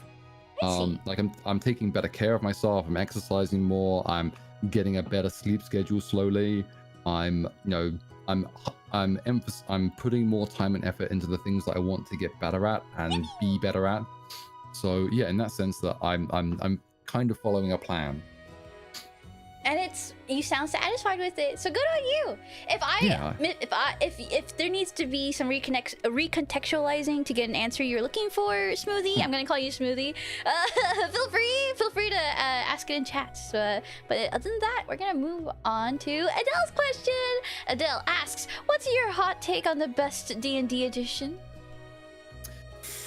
Ooh, hot take. Best D&D edition.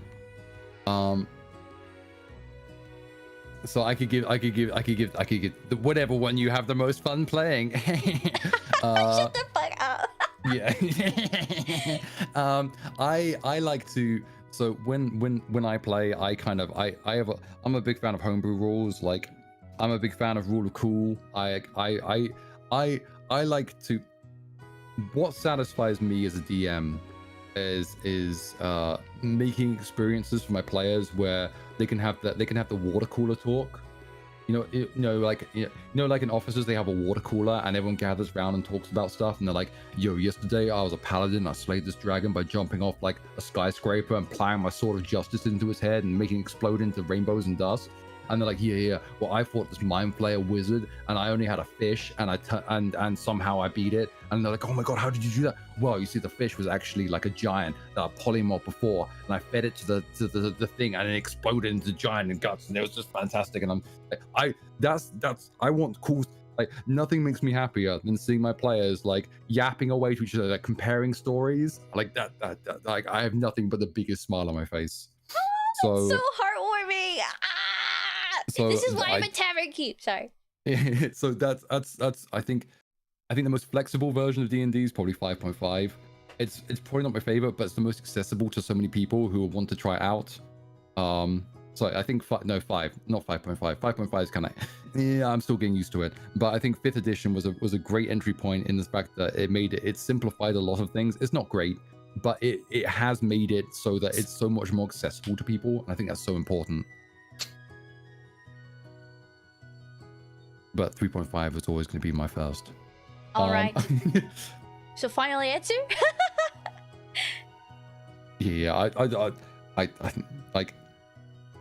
3.5 is like there was a 3.5 had a lot of things going wrong with it, and you could break the game very easily, but it made for more fun stories. So and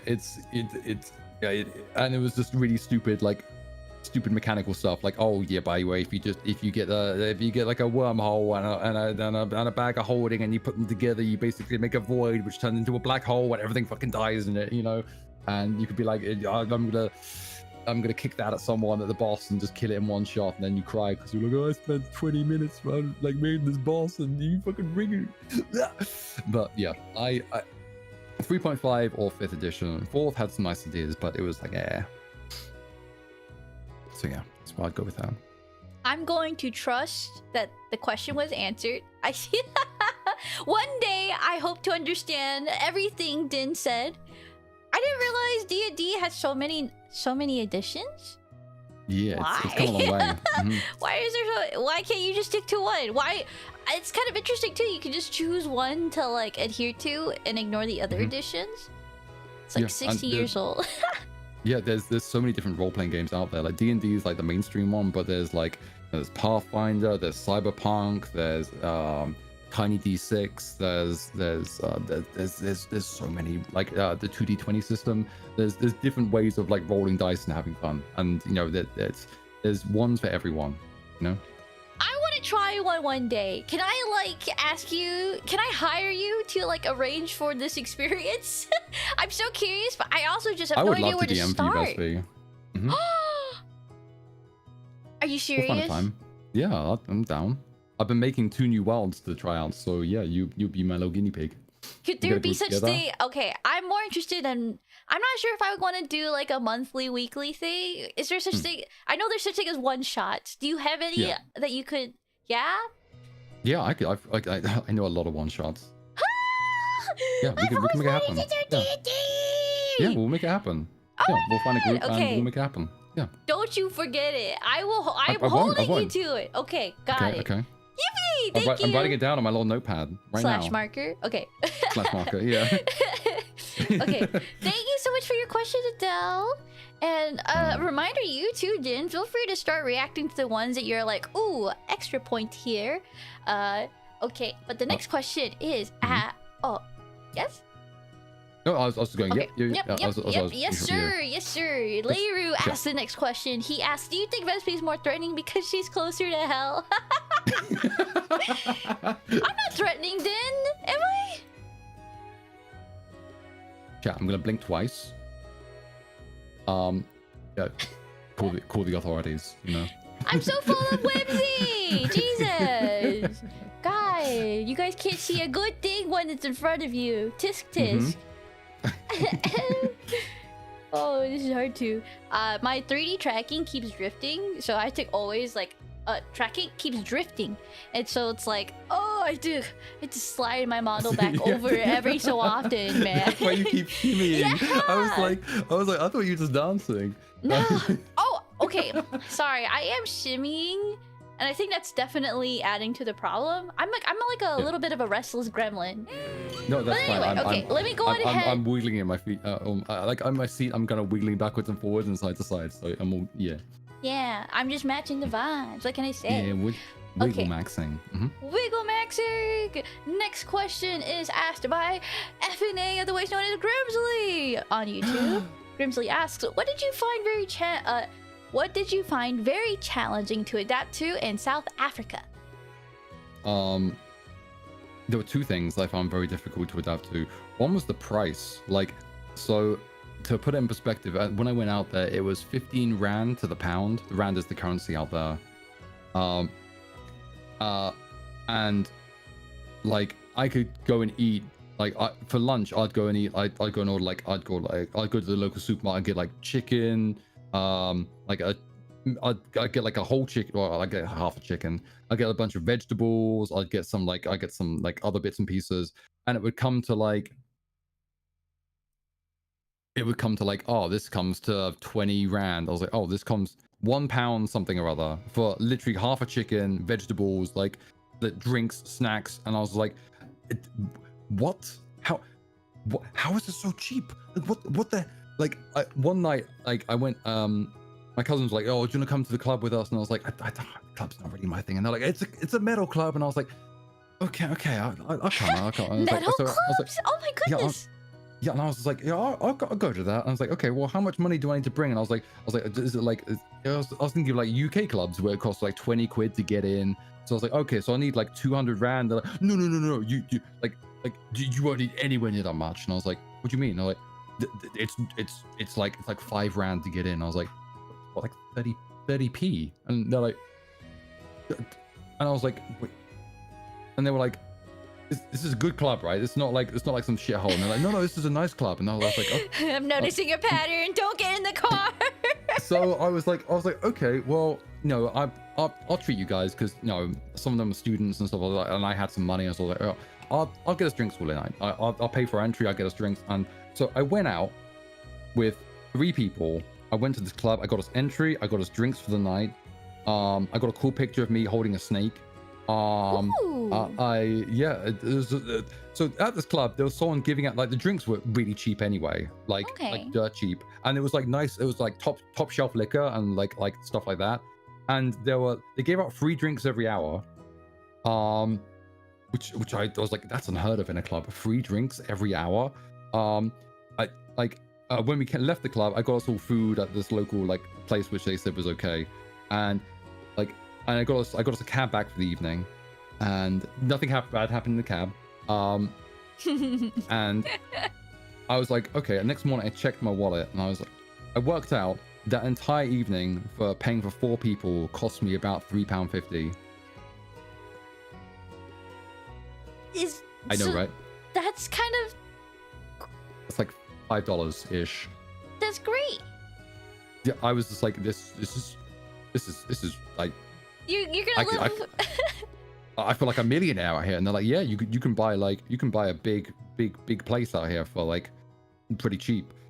On the downside though, there's you then have to buy security, and like because it's kind of, this is the other thing I had trouble adjusting to, is just like my cousins would be like, oh yeah, don't go down that street, you'll get shot, and I'll be like, I can't tell if you.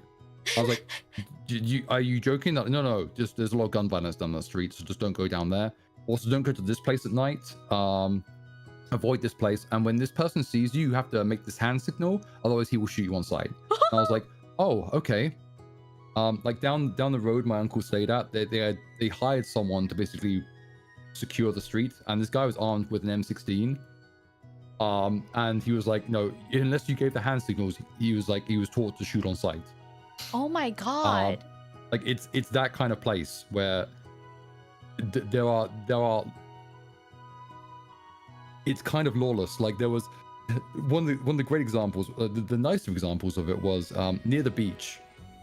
There was like like inlets for like overflow of seawater, and like and these like inlet pools where like seawater would like rise up and like go into it and then get released back into the sea kind of thing. And I was walking there with my uncle, and he was like, "Yo, do you want to see something cool?" And he brought me over to this like large pool, and he was like, "Look in there." And I looked in there, I was like, "I don't see anything." He's like, "Look." And then I saw a large fin emerge from the surface. He was like, "Yeah, there's a shark in there." And I was like, "Huh?" And I kid you not, there's a hammerhead shark in there that was swimming around. And I was like, "Wait, there's no fence. Like, I could go in that pool right now." And he was like, "Yeah, but you don't do that." I was like, "No, I'm not going to. I'm not an idiot." But like in the UK, you would have to put like so much fencing and like signs up saying, "Don't get in the pool. There's a shark." But there was like, nah, just don't do it, bro. Yeah. just don't do it. Like, don't get bit by the shark. That's stupid. Don't do that. That is definitely an interesting environment to like have to adapt to. What the fuck? Yeah, like I went on a bus with a cousin of mine to go to the shops one day, and he was like, "I'll be real with you. On the bus, you can't talk." And I was like, "Why not?" And he was like, "If anyone finds out that you're not from here, they will mug you." So I just sat on this bus in complete silence. I'm gonna go off the bus in complete silence. And waited like 5 minutes before I spoke again. He was like, "Yeah, we should be safe now." And I was like, holding your breath and shit. Like, if I breathe the same air, they'll know I'm not from here. Yeah, just don't breathe British. Don't breathe British. So I'm curious, how did you? Fuck. I'm glad you're here. I know I've said this many times. I'm glad you're here with us today, dude. Yeah, it's been a ride, you know. Oh, absolutely. Thank you, Grimsley, for that question. Yeah, wonderful question. Thank you, Grimsley. Moving on to the next one, being asked from King. How many different voice effects do you have? I assume you're using voice mod ? I'm using a Go XLR. I'm using the big Go XLR. So I have it's got like a bunch of meters on the left. Then it has like a panel of sample pad, and then the one it's the Go XLR. I don't know which model it is. It's the one which is quite. It's got the meters on the left. It's got the sample pad at the bottom. Then it's got like the voice mod thing. So I've got like 6 presets which I can use, which is just like and I got an echo, got like a microphone. I've got like they're all a touch of a button as well. I can make the thing. I've got a bunch of samples in there, so you know at any time I can be like, stop. And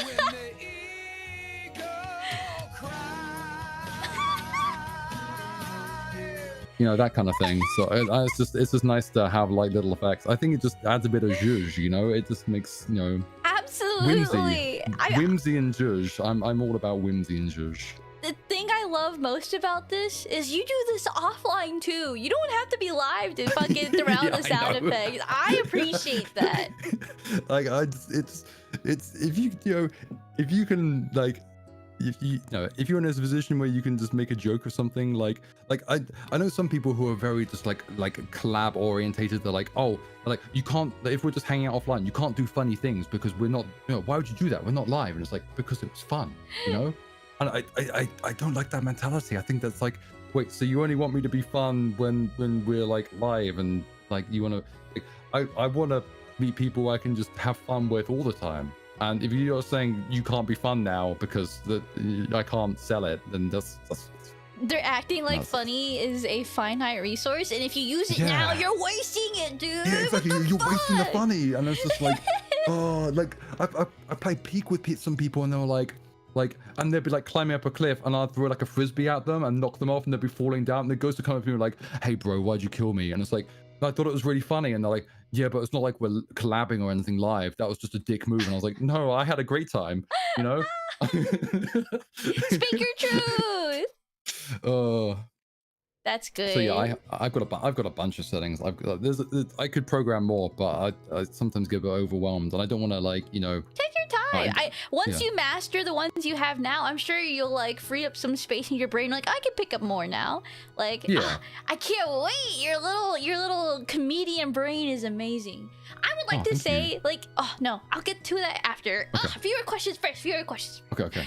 Thank you so much for that question, King. All right, next question King. is asked by Wise. What is your favorite scenario that has ever happened in your campaigns? Smile. Oh my god, there were so many. So, I think for me the greatest one that's happened was a secret I kept and for 10 years, and the party didn't realize, and when I revealed it, they were so unbelievably shell-shocked by it. They were like so long story short, the party they were going to this the sea hag's lair, which was in the middle of the ocean. Okay. And the only one who would take them there was this pirate called Alistair Crabsworth, and he was basically the crab from SpongeBob. Like he was just like yar, but he was like a pirate, and he was like, his whole thing was he just had a cloak, he had a big overcoat, and it was just full of bottles of rum and whiskey, and that was his weapon as well. He'd just throw rum and whiskey at them, and he'd just be like, and all he wanted was a big hat and lemons. And like he wouldn't get paid in money. The party he was like, no, I want a unicorn of lemons. And they were like, what do you mean a unicorn of lemons? And they're like imagine a unicorn but made of lemons. That's what I want. And they'd be like, so lots of yeah, lemons. And he was like, and they were like, this guy's fucking obsessed with lemons.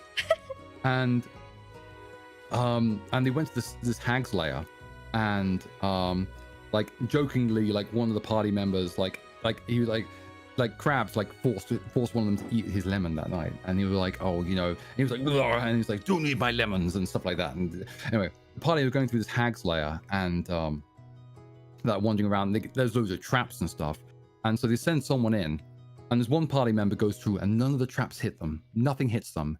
And when they get to the hag's lair, the hag can't seem to touch them at all. Like none of the spells seems to work on him. Like, then the party were like, what's happened? Why is this person immune to the hag? What's going on? And they were like, and the fight ended terribly. Basically, it was a complete party wipe. Almost everyone died.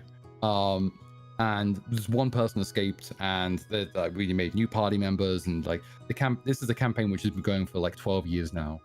Oh my god. So they got to a point where like years later down the line, they found another hag, and they found that, and then they were doing some research on them, and this guy, and they went to this wizened old wizard who was like, oh, I'm an expert on hags, and they spoke to him, and they're like, yes, it says here in the old text that sea hags have a particular weakness. And they were like, what's the weakness? It's to lemons. And they were like, and they took a moment, and they looked at this, and they were like, did they remember her? And they were like, wait. And then I saw one of them clock, and they're like, wait, so when the reason that guy didn't get attacked in the hag's lair, none of the traps were, it's because they ate a fucking lemon. And I was like, yep. And they're like, you've been holding that back for 10 years. And I was like, yep. And what do you mean? How have you not revealed that in 10 years? So I was like, I've been sitting on that for so long. Did you ever think that like one day did you ever think they would never find that out? I was just like, I stowed that away, and was like, eventually, like they'll because they were so close to finding out several times, but they just never like finished, like followed it through. And I was just like, they're like, oh my god, that explains why that guy was so obsessed with lemons, because he hated hags. And oh my god, that makes so much sense. And they were like, that's why he wanted so many lemons, so he wouldn't have to deal with that. Oh my god, and the brains would just explode. Is that actual canon lore? I was like, no, it's just a silly thing I made up. And they were like, what do you mean? That's a silly thing you made up. 10 years. That's amazing. I can't believe campaigns can last that long. How can you just keep making shit up? Like, is it predetermined, or are you just continuously making that ahead of time? I just keep making up more story. Like that's so. I was actually playing in that D&D campaign today, and they're currently at a point where they're in a city which is they're on a diplomatic mission in a city of people who are slowly turning into spiders, but the government doesn't want people to know that people are slowly turning into spiders, so they're like quarantining them and keeping it very hush. And they understand this, and they're like, oh, okay, we can't hurt anyone. And also, but we're also aware that people are slowly turning into spiders, and we've got to try and find information about like this whole thing which is going on. And Lolth, the Spider Queen's there, like the Spider God somewhere, like and one of the party members is slowly turning into a spider as well. And so now they have like web abilities, and they can see in the dark and stuff.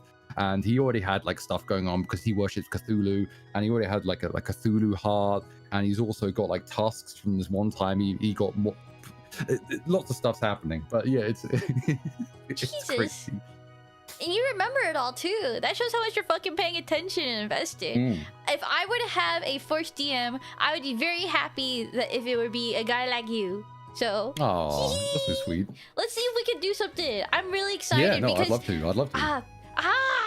I've always been told that D&D is my thing. I'm a theater kid. I think you'd really enjoy it. Heckin' yeah. But okay, thank you so much for that question, Wise. Next question is asked by Nana. Nana asks, from your art journey, what pieces are you most proud of, and what styles do you want to try next? God, the pieces I'm most proud of are, I think, the ones where I had a massive ambition and I had an idea and I'd like sketch it out and I was like, it's not really working. And then the ones where it was like it was like a struggle of determination to be like, I really want to this thought, I want to make it a real thing. And it's I find art challenging because I have dysesthesia, which is where you can't picture things in your head. So do you want aphantasia? Aphantasia, not dysesthesia. I'm thinking of something. Yeah, but aphantasia, yeah. So I can't like when I like, for me, images in my head, it's almost like I get a flicker of it and it just disappears into a puff of smoke. What the fuck? I need so when I do like art and stuff, I need lots of references so I can look at things and study them, because I can't do that in my own head. Yeah, I see. So for me, the art pieces I'm most proud of are the ones where I try and make something from, I guess, the one I think, let me have a look. I think the one I'm most proud of is probably like, there's a few that I really like, but I think one of the ones that I'm probably most proud of is it was a birthday present for a friend, and we both really like Mob Psycho. Ooh. And so I wanted to do like a Mob Psycho inspired piece for them. Yeah. And I didn't realize how big the canvas was at the time, so it came out being like absolutely huge. And I wanted to do the kind of like the split between like like the split between like the psycho side and the kind of like calm side. And so I go there. A small tangent. There are actually so many questions, but we don't have all that time, so I am now pausing the questions. So thank you guys all so much for your time. Oh my goodness! Thank you all for the rain, just in time for me to say hi. Okay, actually, I felt bad. I did that with no warning. Okay, I'm gonna unpause it. We can do speed rounds. Maybe we can just do like a speed round. Okay. I will leave questions open, but this is a last call, and at some point though we'll be like, all right, I appreciate all your time. I need you to summarize in a sentence or less. Be quick. Oh my god, is that Ash? Oh my god, hi Ash. Okay, but hello Ash, thank you so much for your raid. Your W raiders. Yes, welcome to my small talk episode featuring Din. Currently we are talking about, hold on, I forgot because I'm fucking stupid. Oh, art. And oh my goodness, I just learned this guy is aphantasia, and it's fucking crazy that he's pursuing art in the way he is, and I would be proud of things. Oh, can I see the piece that you might be talking about? Yeah, I posted in the chat. Okay. Oh yes, let me share with you guys. Oh my goodness, what the fuck? This is actually so fucking impressive. When did you start drawing? So I've kind of dabbled in a little bit of art. I haven't really tried. It was about 2 years ago where I was like, I know what, I'm actually gonna start like getting good and being better. And I went on an art journey where I did art every day for like 45 days. I meant to do it for longer, but after 45 days, I lost kind of track of it, and then went a bit off wall. But I kept doing a piece of art every day, whether it was traditional art or like practicing things or shapes or colors or whatever. And eventually, like, what was really wonderful was two things, especially. Well, the first one was it was really nice to go back like after the first week and be like, oh, I've actually gotten a bit better since then. Like keeping that little journal and being like, yo, this is actually getting better. The second thing was I can't shout out enough the wonderful like artist friends who I have who helped me and taught me so much and were willing to give time and effort and show me how to actually like, they were like, oh, I see you're doing this. Oh, have you tried doing this? You know, and then give me points and guidance and be like, you know, try doing this thing and that thing. And I can see what you're doing there, but you want to try and make this shape here and this shape here. And this is how you like figure out this line. And there was like, I'd like, you know, to name a few, there was Kiyomi, who's in this picture that you're showing. There was Lyra was one of them. That's my goal. Abby, yeah, Abby was one of them. That's my model maker and rigger. There's so many out there who gave their time and effort to like helping me become, you know, a much better artist, and I can't thank them enough. Like I wouldn't be anywhere near as confident as I am with my art if it wasn't for them. So thank you. Yeah, you're my goats. Let's fucking go. I'm so excited to see all the other stuff. Can I? I want to ask actually about stuff you're working on now, but let's put it maybe for a future another conversation. I'm sorry. Yeah. I feel a little pressured. Okay. Next question is asked by Grimsley. He asked, would you say you have always been a bit of an easy target for teasing / bullying? Oh yeah, I'm very easy to like. I like to think that I give as good as I get, but like I think it's fun to like tease and bully people like in a playful way, like not in a like I like to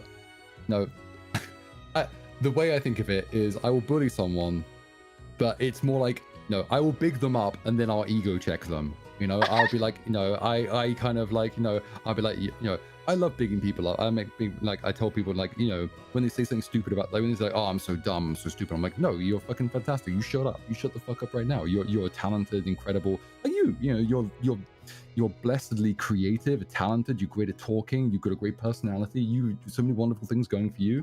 And then, you know, so I've got, it's almost like I've stored lots of like compliments in the bank. So then when I tease them, I'm like, and you know, you're like 3'9", and you're like, oh, and you know, so I'm like, I don't feel so bad, and it's just like, oh, you know, I lose a couple of good boy points, but you know, mostly the cup is more full than empty, you know.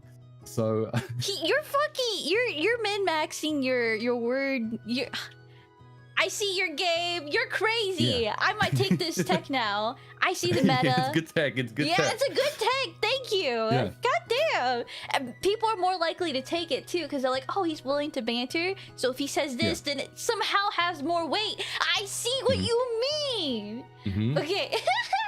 Super bully tech. Yeah. The Gap Boy. There's too many nuances here. Look at this layered fellow. All right, next question asked from Kang. Favorite metal bands? Oh god, there's so many. I'm such a huge stan of Iron Maiden. I you know, I've gone to see them 7 times. I would go and see them 7 more times. I've got such a soft spot for thrash metal because I was in a thrash metal band for so long. You were in a band? Yeah, I was in a thrash metal band for ages. Which part? What part? I played the bass guitar. Oh my goodness! Yeah, I was. We got reasonably big. We played with some. We supported some pretty big acts. Played a couple of festivals. But yeah, that's a story. That's a whole story. Like I could talk for that. Holy shit! For hours. But yeah, metal bands. Who am I listening to now? but I really it's more of a hard rock than a metal band at the moment, but I really like Heaven's Door. Sorry, Heaven's Basement. Like their I think the song, the album Welcome Home is really good. Other metal bands I really like. I'm drawing such a blank here. I can't think of any off the top of my head. The next question. You are a wonderful human. There's so many. You have so many thoughts on all of your interests. It's actually so fun. It's like you have so many things to say about. I'm so curious to pick your brain more. I need to have like a follow up in some way. God damn it! I'm so sad that this episode's ending so soon. Okay, it's fine. We'll have a small talk after dark at some point. Well, we'll just go through everything. You know, we'll have some beers. It'll be a great time. Yeah. Yes, sir. Okay. Ju asks, you have an affinity towards being thrown into odd and chaotic situations. Has your life calmed down, or has the chaos just changed shape since becoming a VTuber? Beautiful question. I am in love. That's a great question. Yeah. No, that is. I think it's just changed shape. I have a habit of getting into terrible situations, and it's not genuinely, it's not my fault. I just the chaos does seem to follow me around, and I get into these situations and people are like, Din, how did you manage that? Like some of them I can't talk about because of the nature of them. But oh my god, Vespy, what haven't I done is crazy and wild. Like I can't really. There were so many to talk about, and I don't want your channel to get pulled. So I'm not Okay. I'm not going to talk about many of them. But I find that chaos does genuinely follow me around, and I'm okay with that. Like I find that a little bit of chaos adds whimsy. I've calmed down a bit more recently in the last few years, but there are still times where I'll find myself doing something and it's like, how did I why am I here? How did I end up here? What have I done to deserve this? I look forward to finding your conclusions. Please keep us in the know. I'll Really I'll quick, write a do you think journal. you'll stream forever? I'll stream until it stops making people happy. What about yourself? Because if What if you're no longer happy? what if I'm no longer happy? I think if I'm one of those, like I include myself in if I'm not making people happy. Like if I'm not making myself happy as well, then I won't do it. Okay. Like I'm quite happy to stream to one person if that makes that one person happy, and if I'm still enjoying it. So maybe. So maybe I mean I'll be like, oh, I've been an old grandpa. I've been like, I can't play games because of my arthritis. Well, that's interesting. I need to know so that I can be like, okay, these are the older grandpas and grandmas I'll be VTubing with when I'm old. So just in the home. Exactly. We're gonna have like the streamer home is actually the nursing home, dude. Yeah, that's my retirement plan. Yeah. Beautiful. Okay, next question. Thank you so much for that question.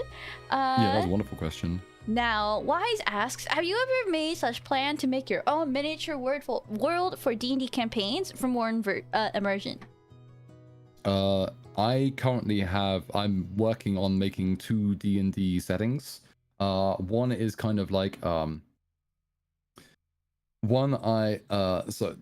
making 2. One is a kind of it's a very Fae-inspired post-apocalyptic setting, which is based in like where humanity is basically being run out by Fae creatures in the Feywild, and humanity is basically overrun by them. And if you get committed of any crimes, you get sent into like the deep dark underworld. The other one is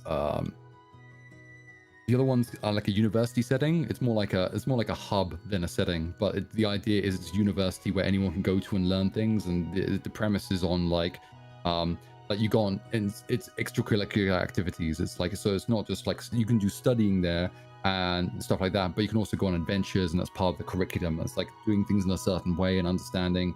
I'm very attached to that one because so a bit of a sob story, but I used to play D&D in a group. I used to run a group, and I loved all the members there. It was great fun. We were playing online. One of the members was a mute. She just typed in chat, and she loved the game more than anyone.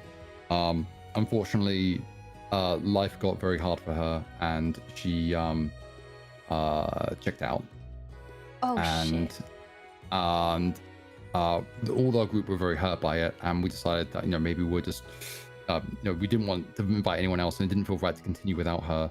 So what I did is I took the characters from that campaign that they made and I turned them into the teachers at their university. And so this setting is basically based on that group, but they're like essentially level 20 characters, and the university is now named after her. Oh my and so the idea of the setting is, so when it gets published, other people will be able to enjoy the game, and she'll still live on in their memories and thoughts and experiences. So she'll just hold on.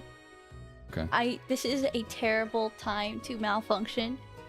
I see what it is. Going back to front. This is a terrible time to malfunction. I'm so fucking sorry. It's okay, no worries. It's just yeah, but holy shit. I was like, for me, it felt like a really nice way of like pay homage, and just like that way they get to live on in this story, and other people have great adventures, and they'll still be like their memory kind of live on. So yeah, I'm working on writing those two at the moment, and expanding upon them. I got a bit butthurt about it because I was making this whole like university setting, and it was like a super cool like Hogwarts style like university. Then Wizards of the Coast were like Strixhaven, and they like basically copied my idea. I know you, Wizards of the Coast. I saw you stole my idea. I know you did it, you fiends. Copyright and then I was like, copyright. Yeah, I'll just go against Hasbro. That'll go well. But that I not the passion was lost, but I slowed down with my momentum because I don't want to I don't want to put too much stuff out there about it when it's it's so closely I didn't want it to be like, oh, Din just copied this setting. I was like, no, I've been writing it for like several years, and they just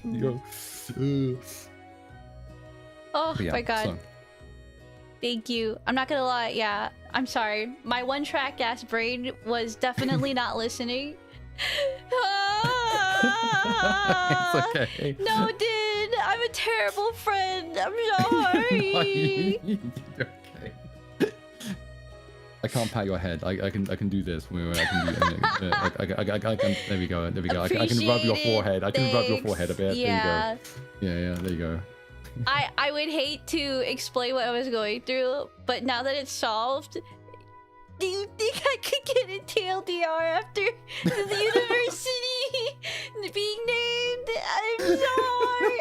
I was invested, but I also was devastatingly like, why is my head fucking turning around? I've got two settings. One's a post-apocalyptic Fae Empire. The other is a university setting based on a group of old characters from a campaign who no longer are able to play anymore. Okay. One is kind of like Fallout meets the Narnia. The other one is kind of a Hogwarts, but it's also in the past and the future and in space. Okay, thank you so much. Okay. I am thank you for even sharing that, but also holy shit, you have been through so many fucking like situations. I'm like your oh wow, my hand no longer work. Never mind. Your spectrum of humanity is quite impressive. I just wanted to comment on that. Sounds like you've experienced a lot. Yeah, I think I think it's what makes me. I think that having these experiences is some for whatever they're worth have helped me be better at understanding and having compassion to other people, because understanding that people go through different things and have different shoes, and I'm not judging and stuff like that.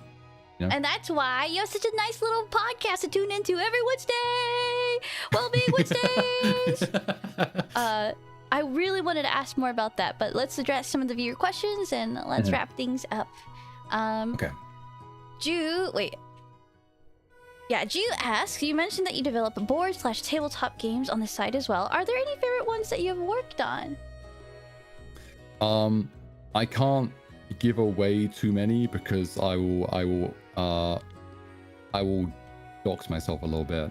Ooh. But I have worked alongside some pretty big industry names. I've worked alongside Bethesda on some of their franchises. I've worked on I'm just have a quick look. Which ones am I allowed to talk about?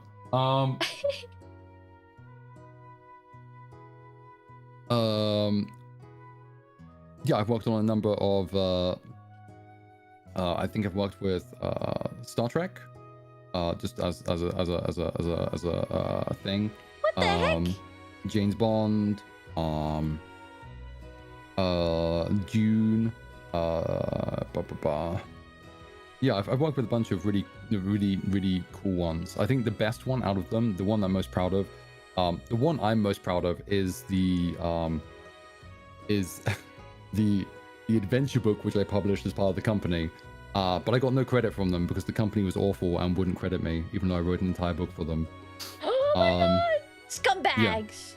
Yeah, so I wrote this entire adventure book with like cool campaigns and branching stories, and they refused to credit me because they were like, you're not the writer, you're a games developer, so we're going to credit you as a games developer and not the writer. And I was like, but I wrote it. And they're like, yeah, but you're not the writer, so deal with, like, that's what.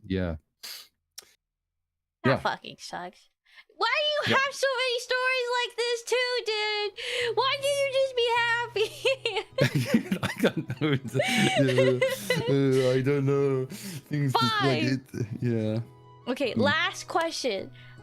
King asks, if you were to have any story writer as a dungeon master, who would it be? Example, Token as a DM. Ooh, any story writer? Oh. I am... Oh god, there's so many. I'm gonna have to say either Terry Pratchett or Sir Terry Pratchett. He wrote the Discworld series. It's some of my favorite just fantasy books. The unique world he made up and the characters were so flavorsome and colorful. And the fact that he could like separate them and make all these different like areas, and his story writing is just impeccable. And just how do you spell his name? His name is Terry Pratchett, or Sir Terry Pratchett. He's no longer with us, but his stories are incredible, magnificent. The other one would be Stephen King. I love the way Stephen King writes. Ooh. Like I love the horror that you feel, and it's very immersive and slow. It's not jump scares. It's very much just like, it's that impending, and I love that in horror. The fear, the ever building kind of sensation of just like, I'm not really sure what's happening. I'm scared, and I'm kind of just, you know, the unsettling. Yeah, it's so good. That's the best kind of horror. The one where you're like sitting there like, I feel so uneasy, and and you're kind of like looking at everything, and you're like, is that the thing? No, is that the thing? No, could that be the thing? And you're like, you're just constantly just like the paranoia. Yeah, the paranoia. I like that. Good question, King. Great question. I'm experiencing a lot of technical difficulties, so I see my head is I can't turn to look at you anymore, so I can only look at you in this way. That's okay. Oh shit, thank you so much for your time. I'm sorry for all of the malfunctioning, but any last thoughts, anything you'd like to shout out before I kick you out? Be kind to yourself. You're living your life for the first time. There's no instruction book. Stop being so mean to yourself. It's not fair on you. Like, just be more nice to yourself. Look in the mirror and tell yourself that you like yourself. Do that every day, and your life will change. Like, you got to start loving yourself. And if you can't love yourself, fake loving yourself until you do actually love yourself, Fake because it your till brain you can't tell the make difference. it! Fake it till you make it. Gaslight the shit out of yourself until you become the person who you want to be, because it will happen. I really do believe in the self-fulfilling prophecy in both positive and negative lights. So words are quite powerful. Yeah, So 100%. thank you so much for your time, Din. Thanks for having me. Yeah, I have to be down here to look normal. So Should I go down as well? One second. There we go. There we go. Yeah, that's kind of funny. Okay, this is how I will kick you out of the tavern today. Okay. Okay. I do believe you are maining Twitch, so please, guys, go check out Din. When will your next stream be? Next stream will be on the next guaranteed stream will be on Wednesday for Wellbeing Wednesday. Okay. There might be one in between, but it'll be very ad hoc, and I haven't planned it, so there might be one. I have to ask, why puzzles? Because puzzles are great for the mental. Because the beauty of doing a puzzle is that you can focus on doing that, which means that your prefrontal cortex, the prefrontal lobe of your brain, focuses it hyper focuses on that, so that all the stress, anxiety, and other things you're worrying about flow back into your subconscious. The subconscious can process them much easier, which means that when you finish doing the puzzle, you look back and you'll either have solutions to problems you had, you'll figure out that the problems, your worries weren't worth worrying about, or you just forget about everything, and it's a great mental it's great for your mental. That's why lots of old people do it, because it helps their mental. Okay, then you guys heard it here. You guys need to tune in to next Wednesday, Wellness Wednesday. Let's do puzzles together. Woo! Yes, do puzzles together. Let's go. Okay. Thank you for having me, Vespy. Thank you. I'm gonna kick you out now. Okay. Bye-bye. Bye-bye. Bye-bye. Bye. Goodbye. Okay, guys. My head is starting to look very weird. I think I have to end stream like this too. Okay. Welcome on in. If you guys are just coming in, I'm sorry, but this is the time to wrap up now. Next episode has been decided. Our monthly interviews will continue for another month. Yippee! Hello Akul, hello Piplup, hello Rena. Welcome guys.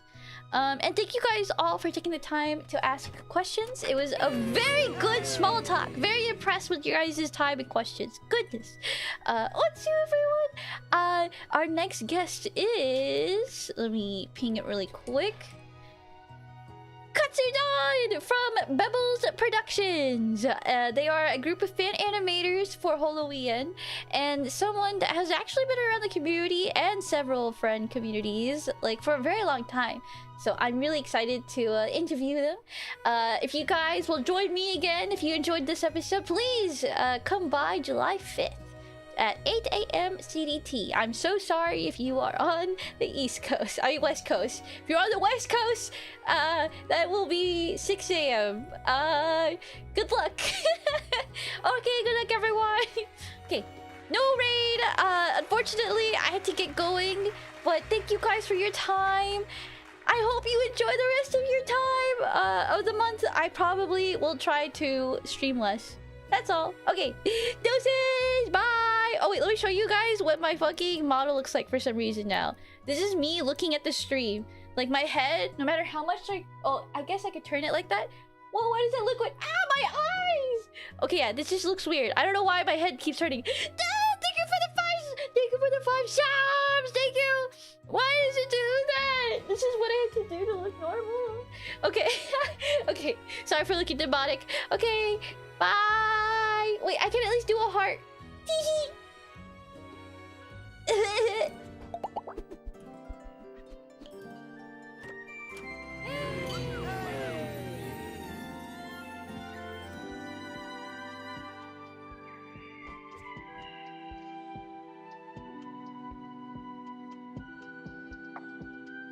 I got that water. Boo. Thank you for the water. Okay, bye.